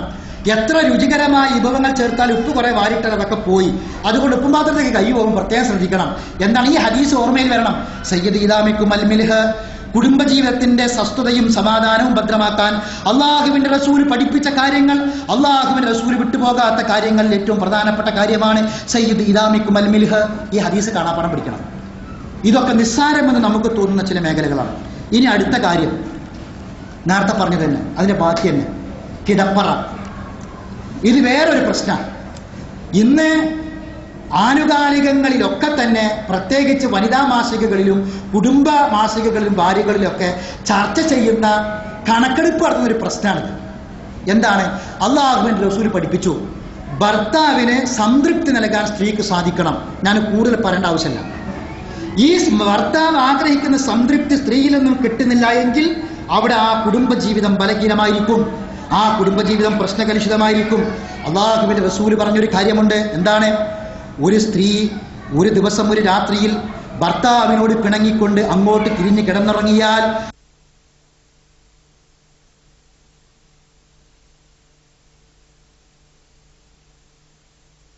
അതെ എന്തെങ്കിലും ഭൗതികമായ ഒരു കാരണം കൊണ്ട് ഭർത്താവുമായി പിണങ്ങി കിടന്നുറങ്ങിയ ഒരു സ്ത്രീ, ആ സ്ത്രീയോട് അള്ളാഹുവിന്റെ മുഖറബായ മലായിക്കത്തുകളുടെ ശാപം പുലരുന്നത് വരെ ഉണ്ടായിരിക്കും. അതുകൊണ്ട് സന്തുഷ്ടമായ ഒരു കുടുംബജീവിതത്തിന് അനിവാര്യമായ കാര്യമാണ് ഭർത്താവിന്റെ തൃപ്തി. ആ ഭർത്താവ് കിടപ്പറയിൽ സംതൃപ്തനായിരിക്കണം എന്ന കാര്യം. ഇനി ഒരു പുരുഷന്റെ ജീവിതത്തിൽ ഒട്ടനവധി പ്രതീക്ഷകൾ, അവന്റെ കുടുംബജീവിതവുമായി ബന്ധപ്പെട്ട ഒട്ടനവധി പ്രതീക്ഷകൾ, ആ പ്രതീക്ഷകൾക്കനുസരിച്ച് ഉയരാൻ സ്ത്രീകൾക്ക് സാധിക്കണം. എന്താ? നേരത്തെ പറഞ്ഞ പോലെ ഭക്ഷണം ഉണ്ടാക്കലും അതുപോലെ തന്നെ പാർപ്പിടത്തിലെ മറ്റു കാര്യങ്ങളും ഇതൊന്നും മാത്രമല്ല, മറിച്ച് ഒട്ടനവധി കാര്യങ്ങളുണ്ട്. ആ കാര്യങ്ങളിൽ പ്രധാനപ്പെട്ട ഒരു കാര്യമാണ് അവന്റെ വീട്, അവന്റെ മാതാപിതാക്കളൊക്കെ. വിവാഹം കഴിഞ്ഞ ദിവസം, വിവാഹത്തിന്റെ ദിവസം, ആദ്യ ദിവസം ജീവിതം ആരംഭിക്കുമ്പോൾ പ്രാർത്ഥിക്കേണ്ട ഒരു പ്രാർത്ഥന അള്ളാഹുവിന്റെ റസൂൽ പഠിപ്പിച്ചിട്ടുണ്ട്, അല്ലേ? എന്താണ് ആ പ്രാർത്ഥന? അപ്പോഴും പ്രാർത്ഥന, ചില ആൾക്കാർ ചോദിക്കലുണ്ട്. അപ്പോഴും പ്രാർത്ഥന ഉണ്ട്. റസൂൽ പഠിപ്പിച്ചൊരു പ്രാർത്ഥന എന്താണെന്നറിയോ? നമ്മുടെ നാട്ടിൽ എന്ന് പറഞ്ഞാൽ റസൂൽ പഠിപ്പിച്ചതൊക്കെ പോയി, അതല്ലാത്തതൊക്കെ വന്നു. ഒരു പാലിട്ട് വരിക, അങ്ങനെ ഒരു പാലും ബിസ്ക്കറ്റും ഒന്നും റസൂൽ പഠിപ്പിച്ചിട്ടില്ല. റസൂൽ പഠിപ്പിച്ചത് എന്താ? അത് അവിടെ മറന്നുപോയി. ആദ്യ ദിവസം ജീവിതത്തിലേക്ക് കടന്നു വരുന്ന ഭാര്യയുടെ മൂർദാവിൽ കൈവച്ചുകൊണ്ട് പ്രാർത്ഥിക്കണം. അല്ലാഹുമ്മ ഇന്നി അസ്അലുക ഖൈറഹ വ ഖൈറ മാ ജബൽതഹ അലൈഹി അല്ലാഹുമ്മ ഇന്നി അഊദു ബിക മിൻ ശർരിഹ വ ശർരി മാ ജബൽതഹ ഇലൈഹി. എന്താണ് ആ പ്രാർത്ഥന? അല്ലാഹുവേ, എൻ്റെ ജീവിതത്തിലേക്ക് കടന്നു വന്ന മരണം വരെ എൻ്റെ കൂടെ ജീവിക്കേണ്ടവളാണ് ഇവൾ, എൻ്റെ മക്കളെ പോറ്റേണ്ടവളാണ്, എൻ്റെ വീട് പരിരക്ഷിക്കേണ്ടവളാണ്, എൻ്റെ മാതാപിതാക്കളെ നോക്കേണ്ടവളാണ്. നാദാ ഇന്നി അസ്അലുക ഖൈറഹ, ഇവളുടെ എല്ലാവിധ ഖൈറും ഞാൻ നിന്നോട് ചോദിക്കുന്നു. വ അഊദു ബിക മിൻ ശർരിഹ, എല്ലാവിധ തിന്മകളിൽ നിന്ന് നിന്നോട് ഞാൻ രക്ഷ ചോദിക്കുന്നു.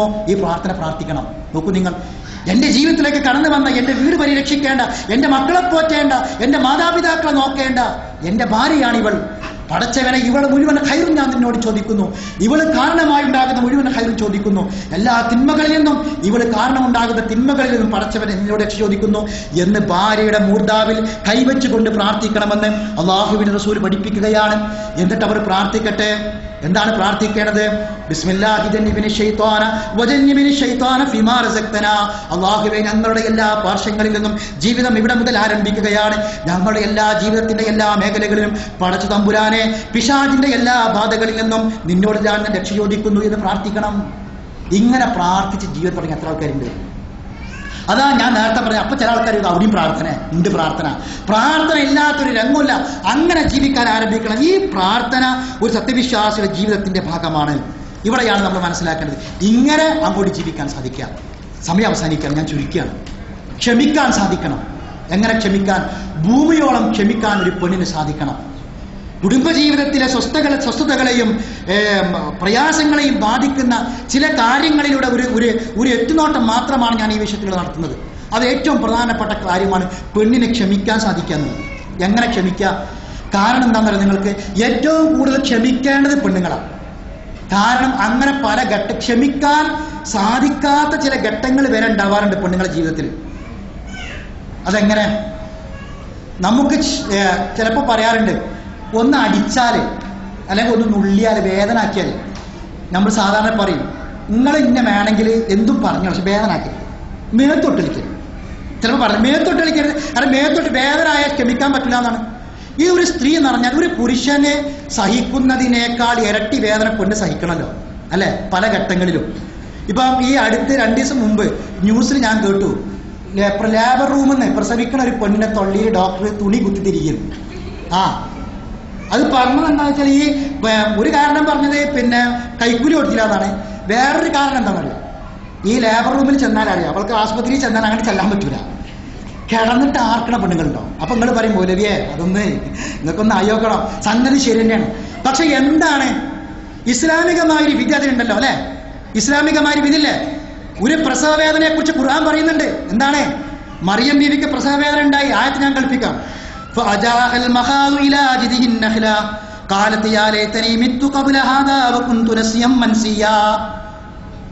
മറിയം ബീവിയെ പ്രസവ വേദന എടുത്തപ്പോൾ ഒരു ഈത്തപ്പനയുടെ അടുക്കലേക്ക് മറിയം ബീവിയെ എത്തിച്ചു. കാലത്ത് അവൾ പറഞ്ഞു, പടച്ചവനെ, ഇതിനു മുമ്പ് ഞാനെങ്ങാനും മരിച്ചിരുന്നെങ്കിൽ വിസ്മരിക്കപ്പെടുന്നൊരവസ്ഥ എനിക്കുണ്ടായിരുന്നുവെങ്കിൽ എന്ന് മറിയം ബീവി വിളിച്ചുകൊണ്ട് കരഞ്ഞു. ഫനാദാഹ, മറിയമിനെ ഞാൻ വിളിച്ചുകൊണ്ട് പറഞ്ഞു, ഒരു മഹാനായ മനുഷ്യനാണ് നിന്റെ ഉദരത്തിലൂടെ ജനിക്കാൻ പോകുന്നത്, അതുകൊണ്ട് ആ മഹാനായ മനുഷ്യനെ കുറിച്ച് ആലോചിച്ചുകൊണ്ട് നീ സഹിക്കുക, ക്ഷമിക്കുക മറിയമേ എന്ന് നാം പറഞ്ഞു.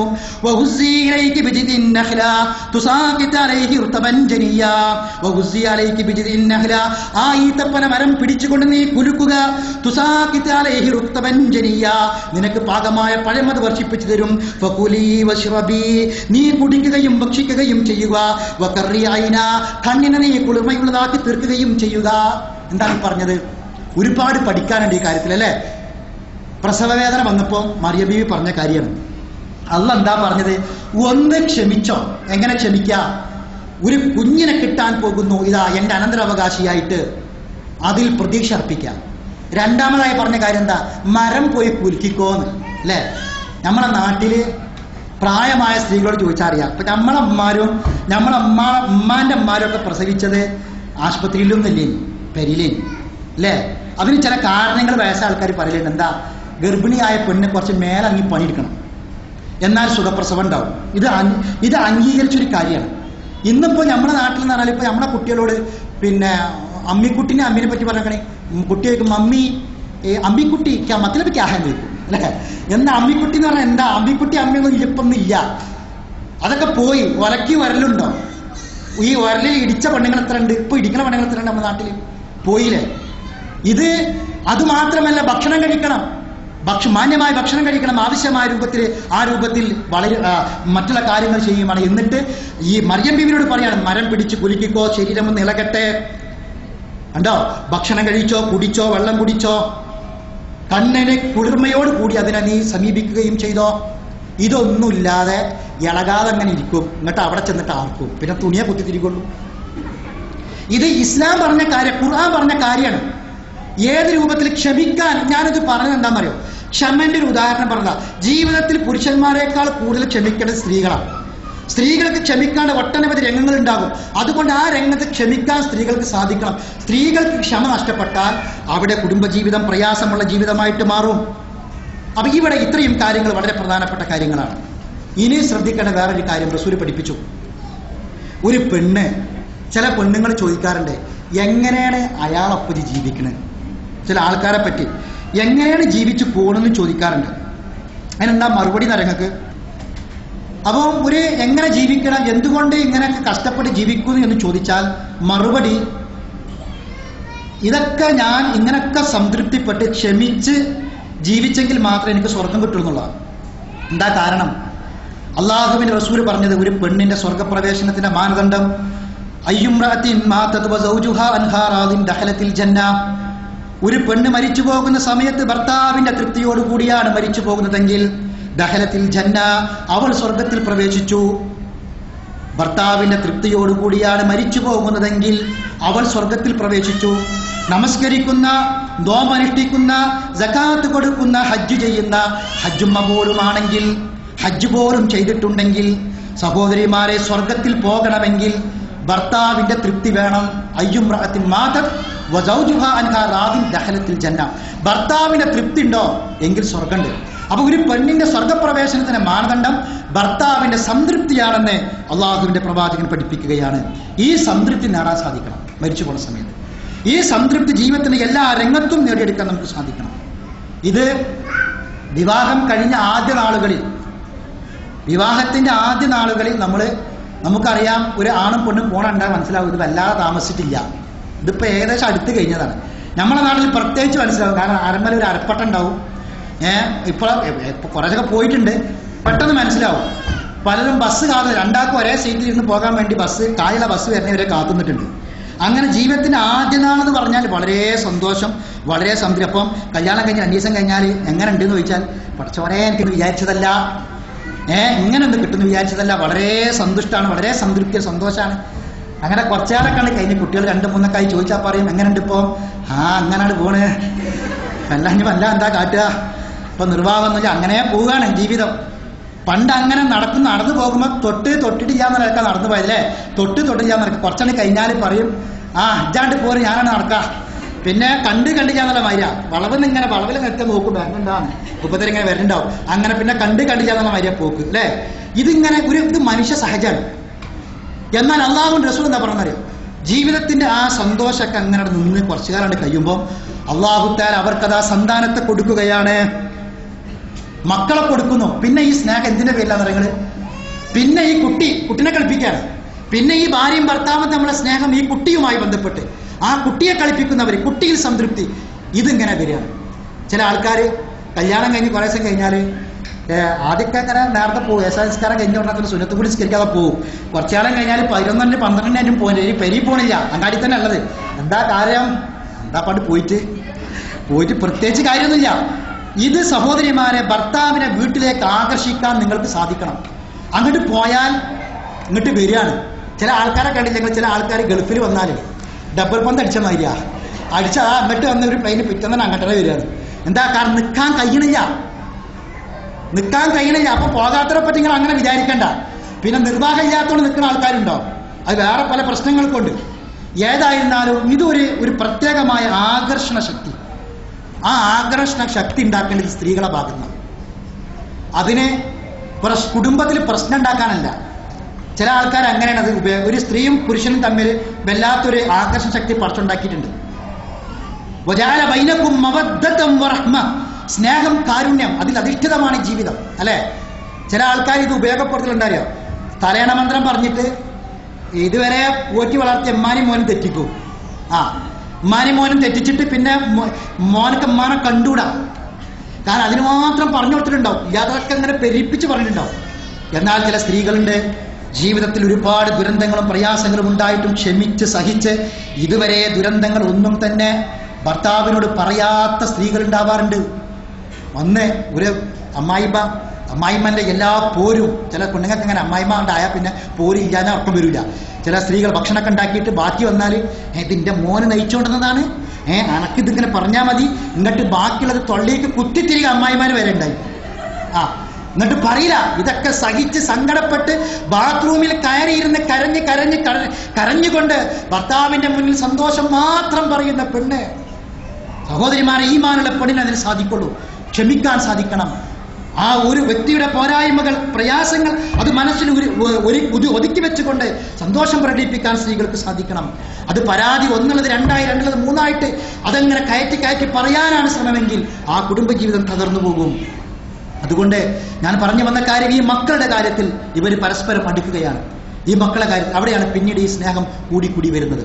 ഇനി അവിടെയാണ് നമ്മൾ പഠിക്കേണ്ട വേറൊരു കാര്യം. ഇവിടെയാണ് ഭാര്യയെക്കുറിച്ച് പറഞ്ഞു. ഇനി കുടുംബിനികളോട് പറയുമ്പോൾ അടുത്ത കാര്യങ്ങൾ ഉമ്മയെക്കുറിച്ചാണ്. ഇവർ കല്യാണം കഴിച്ചു, വിവാഹം കഴിഞ്ഞു, അങ്ങനെ സംതൃപ്തമായ കുടുംബജീവിതം, ദാമ്പത്യ ജീവിതം, ഭാര്യയും ഭർത്താവുമായിട്ട് അങ്ങനെ ജീവിച്ചു. പിന്നെ ഇവർക്ക് മക്കളുണ്ടായാൽ പിന്നെ ഭാര്യയും ഭർത്താവും അല്ല വാപ്പിയമ്മയായി മാറി. വാപ്പാരോട് പറയാനുള്ള നമുക്ക് പിന്നെ പറയാം. ഉമ്മാരോട് പറയാനുള്ള കാര്യങ്ങളാണ് പറയാനുള്ളത്. എന്താണ് ഉമ്മ എന്ന് പറഞ്ഞാൽ? ഉമ്മ എന്ന് പറഞ്ഞാൽ ഒരു കുഞ്ഞിന് ജന്മം നൽകിയത് കൊണ്ട് മാത്രം ഒരു സ്ത്രീ ഉമ്മാവൂല. മറിച്ച് അല്ലുമ്മു മദ്റസതുൻ ഇദാ അഅദതഹാ അഅദത ശഅബൻ തയ്യിബൽ അഇറാഖി. അല്ലുമ്മ, ഉമ്മ എന്ന് പറഞ്ഞാൽ മദ്റസത്തിനൊരു കലാലയമാണ്. അല്ലുമ്മ മദ്രസത്തുൻ ഇദാ അഅദത്തഹ, ആ കലാലയമാകുന്ന ആ കലാലയമാകുന്ന ഉമ്മ ആ കലാലയത്തിൽ വെച്ച് ഒരു നല്ല കുഞ്ഞിനെ വളർത്തിക്കൊണ്ടുവന്നാൽ അഅദത ശഅബൻ ത്വയ്യിബൽ അറാഖി, ഒരു നല്ല സമൂഹത്തെയാണ് അവർ വളർത്തുന്നത്.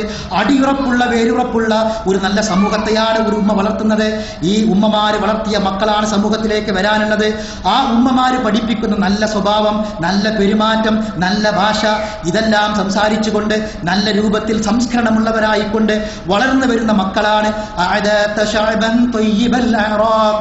ഒരു നല്ല സമൂഹത്തെ വളർത്തിയെടുത്തു എന്ന് മാത്രമല്ല, അലുമ്മ ഉസ്താദുൽ അസാതിദത്തിൽ ഉലാ ശഅലത് മആഫിറുഹും മദൽ ആഫാഖി, ഉമ്മയാണ് ഉസ്താദുൽ അസാതിദ, ഉസ്താദുമാരെ ഉസ്താദാണ് ഉമ്മ, ഉസ്താദുമാരെ ഉസ്താദാണ് ഉമ്മ. അല്ലുമ്മ ഉസ്താദുൽ അസാതിദത്തിൽ ഉലാ, ഒന്നാമത്തെ ഉസ്താദ്. ശഅലത് മആഫിറുഹും മദൽ ആഫാഖി, ഈ ഉമ്മമാരുടെ സ്വാധീനം ലോകത്തിന്റെ എല്ലാ ഭാഗത്തും ഉണ്ടായിട്ടുണ്ട്. നോക്കൂ നിങ്ങൾ. അപ്പൊ ഒരു നല്ലൊരു പൗരനെ സമൂഹത്തിന് സംഭാവന ചെയ്യുന്നതിൽ നിർണായകമായ ശക്തമായ പങ്കാണ് ഒരു ഉമ്മാക്ക് നിർവഹിക്കാനുള്ളത്. അത് ഇവിടുന്ന് തുടങ്ങണം. ചെറുപ്പത്തിലെ വളർത്തിക്കൊണ്ടുവരണം. അതിനെന്ത് വേണം? ഏത് രൂപത്തിൽ വളർത്തണം? നമ്മൾ വളർത്തിയത് വാപ്പാര് വന്നാ ചോദിക്കും, എന്താ ചോദിക്കുക? എടി കുട്ടിക്ക് മരുന്നെടുത്താ, കുട്ടി കഞ്ഞുടിച്ചാൽ ചോറയിച്ചാൽ ഇത് ചോദിക്കും അല്ലേ? കുട്ടി നിസ്കരിച്ചാന്ന് ചോദിക്കണം വാപ്പാര് കുറവാ, കുട്ടി നിസ്കരിച്ചോന്ന് ചോദിക്കണം വാപ്പാര് കുറവാ. ഉമ്മ പറയും മോളെ ഭക്ഷണം കഴിക്കണം, നല്ല രൂപത്തിൽ ഭക്ഷണം കഴിക്കണം, ഈ രൂപത്തിലുള്ള വസ്ത്രങ്ങൾ മറ്റുള്ള കാര്യങ്ങളൊക്കെ പറയും. നിസ്കാരം ആദർശത്തിന്റെ കാര്യത്തിൽ ആദർശ അധിഷ്ഠിതമായ രൂപത്തിൽ വളർത്തിക്കൊണ്ടുവരാൻ സാധിക്കണം മക്കളെ. അങ്ങനെ മക്കളെ വളർത്തേണ്ടത്. ഒരു ഇസ്ലാമിക ചരിത്രത്തിലെ 2 കാര്യം മാത്രം പറയാം. എന്താണെന്നറിയോ? നമ്മൾ തമ്മിലുള്ള ഈ ബന്ധം എന്ന് പറഞ്ഞാൽ എന്താണെന്നറിയോ? ആദർശ അധിഷ്ഠിതമായ ബന്ധം. ഒരു വാപ്പയും ഉമ്മയും തമ്മിലുള്ള ബന്ധം, മാതാപിതാക്കളും മക്കളും തമ്മിലുള്ള ബന്ധം ആദർശപരമായ ബന്ധം. 2 ഉദാഹരണം മാത്രം കേൾപ്പിക്കാം.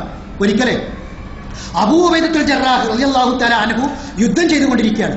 അപ്പൊ യുദ്ധം ചെയ്തുകൊണ്ടിരിക്കുമ്പോൾ ശത്രുക്കൾക്കിടയിലേക്ക് ഇറങ്ങിച്ചെന്നുകൊണ്ട് ശത്രുക്കളെ തുരത്തി ഓടിക്കുന്ന സമയത്ത് ഒരു മുഖം മുന്നിൽ ഇങ്ങനെ പ്രത്യക്ഷപ്പെട്ടു. അപ്പൊ അദ്ദേഹത്തിന് സഹിക്കാൻ സാധിച്ചില്ല. അവിടുന്ന് ഇങ്ങോട്ട് മാറിയിട്ട് അവിടെ ചെന്നു. അവിടെയും ആ മുഖം പ്രത്യക്ഷപ്പെട്ടു. വീണ്ടും അവിടുന്ന് മാറി അങ്ങോട്ട് പിന്നെ മാറി അവിടെയും ആ മുഖം പ്രത്യക്ഷപ്പെട്ടു. ഈ മുഖം ഇങ്ങനെ മാറിനോടത്തൊക്കെ ഈ മുഖം ഇങ്ങനെ വരികയാണ്. എന്നാൽ യുദ്ധം ചെയ്യാൻ പ്രയാസം. അവസാനം അദ്ദേഹം വാള് ശക്തിയിൽ ഓങ്ങി വെട്ടിക്കളഞ്ഞു. ആരെയാണ് ഈ വെട്ടിയെന്നറിയോ? സ്വന്തം വാപ്പാനെ. ആരാ ശത്രുവിന് മുമ്പിൽ തടസ്സമായി വന്ന്? സ്വന്തം വാപ്പയാണ്. വാപ്പ ശത്രുപക്ഷത്താണ്. ഇങ്ങനെ വരികയാണ്. വന്നിട്ട് യുദ്ധം ചെയ്യാൻ സാധിക്കണില്ല. മാറി കുറെ പോയി. അവസാനം അങ്ങോട്ട് വെട്ടി. മനോവേദനയുണ്ടായി. ഖുർആനിലെ ഒരു സൂറത്തിലെ ഒരു ആയത്ത് തന്നെ ഈ വിഷയമായിട്ട് ഇറങ്ങി. വാപ്പയും ഉമ്മയും അല്ല പ്രശ്നം, ആദർശമാണ് പ്രശ്നം എന്ന് പറഞ്ഞുകൊണ്ട് ഒരു ഉദാഹരണം കൂടി ഞാൻ കേൾപ്പിക്കട്ടെ.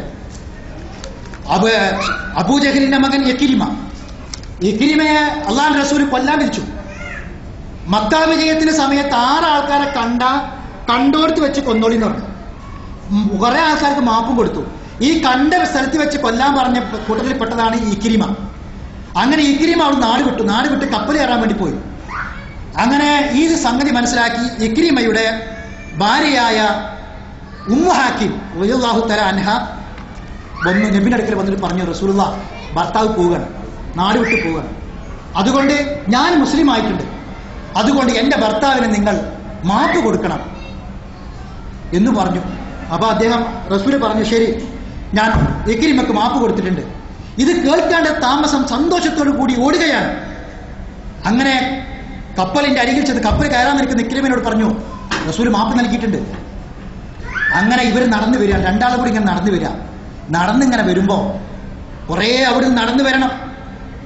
നടന്നു വരുന്ന സമയത്ത് രാത്രിയായപ്പോൾ 2 പേരും ഒരു സ്ഥലത്ത് വിശ്രമിക്കുമ്പോൾ സ്വാഭാവികമായും ഭാര്യയും ഭർത്താവും തമ്മിൽ വിശ്രമിക്കുന്ന സമയത്ത് ഉണ്ടാകാവുന്ന മാനസികമായുള്ള ഒരു സമീപനം ഉണ്ടായി. അപ്പം ഭർത്താവ് ഭാര്യയോട് തന്റെ ആവശ്യം പറഞ്ഞപ്പോ ഉമ്മു ഹക്കീം പറഞ്ഞു, ഞാൻ മുസ്ലിമാണ്, നിങ്ങൾ മുശ്രിക്കാണ്. ഭാര്യയും ഭർത്താവും സംഗതി ശരിയാണ്. ഞാനിപ്പോൾ മുസ്ലിമാണ്, നിങ്ങൾ മുശ്രിക്കാണ്. ഒരു മുസ്ലിമും മുശ്രിക്കും തമ്മിൽ യോജിക്കാൻ പാടില്ല, ശാരീരിക ബന്ധത്തിൽ ഏർപ്പെടാൻ പാടില്ല. ഈ ആദർശമാണ് നമ്മൾ മനസ്സിലാക്കേണ്ടത്. ആദർശത്തിൽ അധിഷ്ഠിതമായ കുടുംബജീവിതം പടുത്തി നമുക്ക് സാധിക്കണം. അങ്ങനെ അദ്ദേഹം തിരിച്ചു വന്ന് റസൂലുള്ളാഹിയുടെ അടുക്കൽ വന്ന് മുസ്ലിമായി. ആ വിഷയങ്ങൾ നീണ്ടുപോവാണ്. ഞാൻ പറഞ്ഞത് ഈ സമയത്ത് ഇക്രിമയുടെ ഭാര്യക്കുണ്ടായ ആ ഈമാനികമായ അവസ്ഥ. അപ്പോൾ സഹോദരിമാരെ, നമ്മളെ മക്കളെ വളർത്തുന്നത് ഇസ്ലാമികമായ രൂപത്തിൽ വളർത്താൻ നമുക്ക് സാധിക്കണം. ഞാൻ അവസാനിപ്പിക്കാം, സമയമായിട്ടുണ്ട്. അതുകൊണ്ട് ഇസ്ലാമികമായി വളർത്തുക എന്ന് പറഞ്ഞാൽ ഏത് രൂപത്തിലാണ് വളർത്തേണ്ടത്? നമ്മളെ മക്കള് നാളെ പരലോകത്ത് നമുക്ക് ഗുണകരമായിട്ട് വരണം. പരലോകത്തെക്കുറിച്ച് ഇവിടെ സൂചിപ്പിച്ചു, പരലോകത്തിന്റെ ശിക്ഷയെക്കുറിച്ച് സൂചിപ്പിച്ചു. ആ സൂചിപ്പിച്ച കൂടുതൽ പ്രധാനമായിട്ട് പറഞ്ഞൊരു കാര്യമുണ്ട്. എന്താണ് ആ പറഞ്ഞ കാര്യം? ഇന്നൽ അബ്ദ യുർഫഉ ദറജതഹു യൗമൽ ഖിയാമ. ചില മനുഷ്യന്മാർക്ക് പരലോകത്ത് വെച്ച് അല്ലാഹു ഉന്നതമായ സ്ഥാനം നൽകി അവരെ ആദരിക്കും. ആ സമയത്ത് അവർ ചോദിക്കും, അന്നാ റബ്ബി ലിഹാദാ, റബ്ബേ ഇതെന്താണ് ഇത്രമാത്രം ഉന്നതമായ സ്ഥാനം നൽകി ആദരിക്കാൻ മാത്രം ഞാൻ കർമ്മങ്ങളൊന്നും ചെയ്തിട്ടില്ലല്ലോ. അള്ളാന്റെ മറുപടി എന്താ? ഇസ്തിഗ്ഫാർ ഉൽദിക മിൻ ബഅദിക, നിനക്ക് ശേഷം നിന്റെ മക്കളുടെ പ്രാർത്ഥന കൊണ്ടാണ് നീ ഉന്നതമായ സ്ഥാനത്തെത്തിയത്. സഹോദരിമാരെ, നമുക്ക് നമ്മുടെ പരലോകം രക്ഷപ്പെടാൻ നമ്മുടെ മക്കള് കാരണമാകണം. നേരത്തെ പറഞ്ഞില്ല, മൗലവി സൂചിപ്പിച്ചില്ല, പരലോകത്ത് ചില മക്കൾ വന്നിട്ട് പറയും, ഞങ്ങളെ കാൽപാദത്തിനിടയിൽ ചവിട്ടി ഞങ്ങൾ അരക്കാം അവരെ എന്ന് പറയും. ഇവരാണ് ഞങ്ങൾ നരകത്തിലേക്ക് തള്ളിവിട്ടതെന്ന് നമുക്കെതിരിൽ സാക്ഷി പറയുന്നൊരവസ്ഥ വരും. സഹോദരിമാരുണ്ടാകാൻ പാടില്ല. അതുകൊണ്ട് ആ രൂപത്തിൽ മക്കളെ വളർത്താൻ നമുക്ക് സാധിക്കണം. അതിലേറ്റവും പ്രധാനപ്പെട്ട ഒരു കാര്യമാണ് വേഷവിധാനം. ഇസ്ലാമികമായ രൂപത്തിൽ പറയാൻ വിസ്മരിക്കപ്പെടാൻ പാടില്ലാത്തൊരു കാര്യമായതുകൊണ്ട് ഞാൻ പറയാം വേഷവിധാനത്തിന്റെ കാര്യം. അത് വളരെയധികം ശ്രദ്ധിക്കണം. ചെറുപ്പം മുതലേ കുട്ടികളെ നമ്മൾ ആ രൂപത്തിൽ വളർത്തിക്കൊണ്ടുവരണം. ഇസ്ലാമിക വേഷവിധാനത്തോടു കൂടി അവരെ വളർത്തണം. എന്താണ് ഇസ്ലാമിക വേഷവിധാനം എന്ന് പറഞ്ഞാൽ, നമ്മുടെ നാട്ടിൽ ചില ആൾക്കാർ മനസ്സിലാക്കിയത്, ചില സ്ത്രീകളൊക്കെ മനസ്സിലാക്കിയത്, ഒരു അബായന്റെ കൂട്ടത്തിൽ ഇത്ര വീതിയിലുള്ള തട്ടം കിട്ടും, ഒരു ശീല, അതുകൊണ്ട് ഇങ്ങനെ ചുറ്റും ചെയ്യാം. ഇസ്ലാമിക വേഷമായി. സഹോദരിമാരെ, ഇസ്ലാമിക വേഷം അതല്ല. എന്താ ഇസ്ലാമിക വേഷം എന്ന് പറഞ്ഞാൽ, ഈ ബോഡി ഷേപ്പ് ചുരിദാറും ബോഡി ഷേപ്പ് പർദ്ദയും ബോഡി ഷേപ്പ് അബായയും അനിസ്ലാമികമായ വേഷമാണ്. നരകം നിങ്ങൾക്ക് സംഭാവന നൽകും. ഖുർആൻ എന്താ പറഞ്ഞറിയോ? വൽ യദ്രിബന ബിഖുമുരിഹിന്ന അലാ ജുയൂബിഹിന്ന. നിങ്ങൾ എന്നോട് ദേഷ്യം പിടിക്കണ്ട, ഖുർആന്റെ വാക്കാ. ശിരോവസ്ത്രങ്ങൾ മാർദ്ദത്തിലേക്ക് താഴ്ത്തിയിട്ട് കൊള്ളട്ടെ. ശിരോവസ്ത്രം ഏതാ? ശിരോവസ്ത്രം എന്ന് പറഞ്ഞാൽ നമ്മൾ ഇടുന്ന ആ മക്കന, അത് എവിടേക്ക് വരണം? മാർദ്ദത്തിലേക്ക് താഴ്ന്നു നിൽക്കണം. ഇതിങ്ങനെ ഒന്ന് കെട്ടിപ്പൂട്ടിയാൽ പോരാന്നർത്ഥം. ചില പെണ്ണുങ്ങൾ അങ്ങനെ ഉണ്ട്. ചിലതുണ്ട് ഇട്ടിട്ട് പിന്നെ ഇവിടെ വേറെ ഒരു ശീല, തട്ടം വേറെ. ശിരോവസ്ത്രം മാർദ്ദത്തിലേക്ക് താഴ്ത്തിയിട്ട് കൊള്ളട്ടെ. ഇത് അള്ളാഹുവിന്റെ ഖുർആനിന്റെ കൽപ്പനയാണ്. സഹോദരിമാരെ, നമ്മൾ ശ്രദ്ധിക്കേണ്ട ഏറ്റവും പ്രധാനപ്പെട്ട കാര്യം, ഇത് നമ്മുടെ ഔറത്ത് വ്യക്തമാക്കിക്കൊണ്ട് ജീവിക്കുന്നുവെങ്കിൽ നമുക്ക് പരലോകം നഷ്ടപ്പെടും, നമുക്ക് സ്വർഗം നഷ്ടപ്പെടും. അതുകൊണ്ട് ഇസ്ലാമിന്റെ വേഷം ധരിക്കാൻ നമ്മൾ ധരിക്കുക, നമ്മളെ മക്കളെ അത് പഠിപ്പിക്കുകയും ചെയ്യുക. ഒരിക്കലും ഒരു പെണ്ണിന്റെ ശരീരത്തിന്റെ അവയവങ്ങൾ പ്രകടമായി കാണാൻ പാടില്ല. അത് ലൂസുള്ള വസ്ത്രമായിരിക്കണം ധരിക്കേണ്ടത്. അത് ഇസ്ലാമിക വിധിയാണ്. അത് പഠിക്കാനും മനസ്സിലാക്കാനും നമ്മളെ കുട്ടികളെ കൊണ്ട് ധരിപ്പിക്കാനും നമുക്ക് സാധിക്കണം. നമ്മളിങ്ങനെ നമ്മളെ കുട്ടികൾ നടപ്പം എന്താ അവസ്ഥ എന്ന് പറയാം നിങ്ങൾക്ക്. നമ്മളെ കുട്ടികൾക്ക് ഇന്ന് നമ്മളെ 15 വയസ്സായ മകൾക്ക് 25 വയസ്സായ കല്യാണം കഴിഞ്ഞ ഒരു സ്ത്രീ അറിയാണ്ട് എല്ലാ വീരും അറിയാം. 15 പോട്ടെ, നമ്മളെ 2ലും 3ലും 4ലും 5ലും പഠിക്കുന്ന കുട്ടികൾക്ക് ഇന്ന് അവർക്കറിയേണ്ട വിദ്യാഭ്യാസമല്ല അവർക്കറിയണത്. അവർക്ക് ഇന്ന് വലിയ വലിയ കാര്യങ്ങൾ പലതും അറിയാം. നമ്മളെ മക്കളെ വളർത്തുമ്പോൾ നമ്മൾ കമ്പ്യൂട്ടർ വാങ്ങിക്കൊടുത്തു. അവര് ഈ തപ്പുന്ന വെബ്സൈറ്റുകൾ ഏതാണെന്ന ഓർമ്മ നമുക്ക് വേണം. അവരെ കൈവിരലുകൾ ഏത് ബട്ടണിലാണ് അവരിടുന്നത് ബോധം നമുക്ക് വേണം. അവരെവിടേക്കാണ് പോകുന്നത്, അവരുണ്ടാക്കുന്ന ബന്ധങ്ങൾ എന്താണെന്ന ബോധം നമുക്ക് വേണം. ആദർശപരമായ രൂപത്തിൽ ജീവിക്കാൻ ഞാനൊരു അനുഭവം വേദനയോടുകൂടി പറയാം. എൻ്റെ നാടിന്റെ തൊട്ടടുത്ത പ്രദേശത്ത് നിന്ന് ഒരു അഫ്ദലുലമക്കാരിയായ ഒരു സ്ത്രീ, അഫ്ദലുലമക്കാരിയായ മുജാഹിദ് മദ്രസയിൽ പഠിപ്പിക്കുന്ന ഒരു പെൺകുട്ടി ഒരു കൃഷ്ണന്റെ കൂടെ പോയി ജീവിക്കാൻ. നമ്മളെ മക്കളുണ്ടാക്കുന്ന ബന്ധം, ഇന്റർനെറ്റ് കണക്ഷനുകളിലൂടെയും മറ്റും നമ്മളെ മക്കളുണ്ടാക്കുന്ന ബന്ധത്തെക്കുറിച്ച് നമ്മൾ ആലോചിക്കണം. അവരെന്ത് പഠിക്കുന്നു, എന്തറിയുന്നു, എവിടെ പോകുന്നു, ഏത് വസ്ത്രം ധരിക്കുന്നു. നമ്മളെ മക്കള് നമുക്ക് വരെ അങ്ങനെ അങ്ങാടി കൂടെ ഇങ്ങനെ കൊണ്ടുപോകുമ്പോൾ, ഷോപ്പിങ്ങിന് പോകുമ്പോൾ കണ്ടാൽ ഹൈ എന്ന് പറയണം. കണ്ണാടിന്റെ മുന്നിൽ ഇങ്ങനെ ഇരിക്കുക, റോസ് പൗഡർ ഇട്ടിട്ട് ഇങ്ങനെ മിനുക്കിയിട്ട്, റോസ് പൗഡറും അതിന്റെ മേലെ വൈറ്റ് പൗഡറും, എന്നിട്ട് പിന്നെ കണ്ണെഴുതിയിട്ട്. ഇതാണ് നമ്മൾ ചില ഖുർആൻ ക്ലാസ്സിനും പ്രസംഗ ക്ലാസ്സുകൾക്ക് വരെ, മതപഠന ക്ലാസ്സുകൾക്ക് വരെ വരുന്ന ചില സ്ത്രീകളെ കണ്ടാൽ നമുക്ക് ദുഃഖം തോന്നും. പറയാതിരിക്കാൻ നിർവാഹമല്ല. സഹോദരിമാരെ, നിങ്ങൾ ഈ പൗഡറിട്ട് മുനിക്കിയ ഈ മുഖം നാളെ പുഴുക്കളെ കൊണ്ട് നിറയാനുള്ളതാണ്. നിങ്ങളെ കണ്ണ് നാളെ പുറത്തേക്ക് തള്ളാനുള്ളതാണ്. നിങ്ങളെ വയറ് പുറത്ത് കാട്ടി നടക്കുന്ന വയറ് ചീർത്ത് വീർത്ത് പൊട്ടി ഒഴുകാനുള്ളതാണ്. നിങ്ങളെ മുടി നിരക്കാനുള്ളതാണ്. ആ ഓർമ്മ നിങ്ങൾക്ക് വേണം. ഈ ശരീരം ഖബറിൽ കൊണ്ടുപോയി വെക്കാനുള്ളതാണ്. മൂന്നാമത്തെ ദിവസം കണ്ണു പുറത്തേക്ക് ചാടും. നമ്മളെ മുഖങ്ങളിൽ കുഴികൾ നിറയും, മണ്ണോട് മണ്ണായി മാറും, നമ്മളെ വയറുകൾ പൊട്ടിയൊഴുകും. ഒരാൾക്കും രക്ഷപ്പെടാൻ സാധ്യല്ല. നിങ്ങൾ ആര് മരിച്ചാലും, നിങ്ങൾ സ്നേഹിക്കുന്ന മാതാപിതാക്കൾക്കുടെ സ്നേഹം എത്ര ഉന്നതമാണെങ്കിലും നിങ്ങൾ ആരും ഇവിടെ ഫ്രിഡ്ജിൽ വെച്ച് ഇവിടെ താമസിപ്പിക്കുമെന്ന് നിങ്ങൾ ആരും വിചാരിക്കേണ്ട. എല്ലാവരും പോകാനുള്ള സ്ഥലമാണ്. അതുകൊണ്ട് സഹോദരിമാരെ, ആ കാര്യത്തെക്കുറിച്ച് ബോധം വേണം. അതുകൊണ്ട് ഉസ്താദുമാരെ കാണുമ്പോൾ, പണ്ഡിതന്മാരെ കാണുമ്പോൾ, മതനേതാക്കന്മാരെ കാണുമ്പോൾ, സെൻട്രലിന്റെ ഉത്തരവാദിത്തപ്പെട്ട ആൾക്കാരെ കാണുമ്പോൾ മാത്രമല്ല, ജീവിതത്തിൽ മുഴുവനും നിങ്ങൾ ഈ നിയമം പാലിച്ചിരിക്കണം. ഇത് നിങ്ങളുടെ കുടുംബജീവിതത്തിന്റെ വിജയത്തിന്റെ കാര്യമാണ്. അതുകൊണ്ട് ഞാൻ അവസാനിപ്പിക്കുകയാണ്. സഹോദരിമാരെ, നമുക്ക് സന്തോഷത്തോടു കൂടി നമ്മുടെ തറവാട്ടിലേക്ക് പോകാൻ സാധിക്കണം. ആദം നബി അലൈഹി സ്വലാത്തു വസ്സലാമിന്റെ തറവാട്ടിൽ നിന്ന് അള്ളാഹു തആല ഇറക്കി വിട്ടു. ആ തറവാട്ടിലേക്ക് കുടുംബസമേതം അള്ളാഹു തആല പറഞ്ഞു, പ്രവാചകൻ പഠിപ്പിച്ചു, ഏറ്റവും അനുഗ്രഹീതമായ ഒരു കുടുംബം ഇവിടെ ദുനിയാവിൽ ജീവിച്ചു, അവർ അതേപോലെ സ്വർഗത്തിലും ജീവിക്കുന്നു. നമ്മുടെ ഭർത്താവ്, നമ്മുടെ മക്കൾ, നമ്മുടെ മാതാപിതാക്കൾ, ഇങ്ങനെ ആരും ഒഴിവില്ലാതെ സന്തോഷത്തോടു കൂടി സ്വർഗത്തിൽ ഒരുമിച്ച് കൂടാൻ നമുക്ക് സാധിക്കണം. അത് സാധിക്കണമെങ്കിൽ ഈ കാര്യങ്ങളൊക്കെ നമ്മൾ ചെയ്യണം. അള്ളാഹു തആല അതിനുള്ള തൗഫീഖ് നമുക്ക് പ്രദാനം ചെയ്യുമാറാവട്ടെ. നമ്മളിൽ വന്നുപോയ തെറ്റുകളും കുറ്റങ്ങളും അള്ളാഹു തആല നമുക്ക് അവന്റെ മഹത്തായ ഫദ്ൽ കൊണ്ട് വിട്ടുപുറത്ത് മാഫാക്കി തരുമാറാവട്ടെ. കുടുംബജീവിതത്തിൽ ഒരുപാട് പ്രയാസങ്ങളും പ്രശ്നങ്ങളും അനുഭവിക്കുന്നവരുണ്ട്. അള്ളാഹു തആല ആ എല്ലാ പ്രയാസങ്ങളും പ്രശ്നങ്ങളും ഇല്ലാതെയാക്കി സന്തോഷത്തോടുകൂടി സംതൃപ്തിയോടുകൂടി ജീവിക്കാൻ ആവശ്യമായ തൗഫീഖ് അള്ളാഹു തആല അവർക്ക് പ്രദാനം ചെയ്യുമാറാവട്ടെ. മരിച്ചുപോയ നമ്മുടെ മാതാപിതാക്കളും ബന്ധുമിത്രാദികളുമുണ്ട്. അള്ളാഹു തആല അവർക്ക് മഗ്ഫിറത്തും മർഹമത്തും പ്രദാനം ചെയ്യുമാറാവട്ടെ. അവിടെ ഖബറുകൾ അള്ളാഹു വിശാലമാക്കി കൊടുക്കുമാറാവട്ടെ. അല്ലാഹു മഗ്ഫിറിൽ മുഅ്മിനീന വൽ മുഅ്മിനാത്ത് വൽ മുസ്ലിമീന വൽ മുസ്ലിമാത്ത് വഅഹ്യാകും മിൻകും വൽ അംവാത്ത് ഇന്നക മുജീബു ദഅവാതി യാ ഖാദിൽ ഹജാത്ത്. اللهم اعتق رقابنا من النار ورقاب آبائنا وأمهاتنا وأزواجنا وإخواننا المسلمين أجمعين يا رب العالمين. ربنا هب لنا من أزواجنا وذرياتنا قرة أعين واجعلنا للمتقين إماما. ربنا تقبل منا إنك أنت السميع العليم وتب علينا إنك أنت التواب الرحيم. وآخر دعوانا الحمد لله.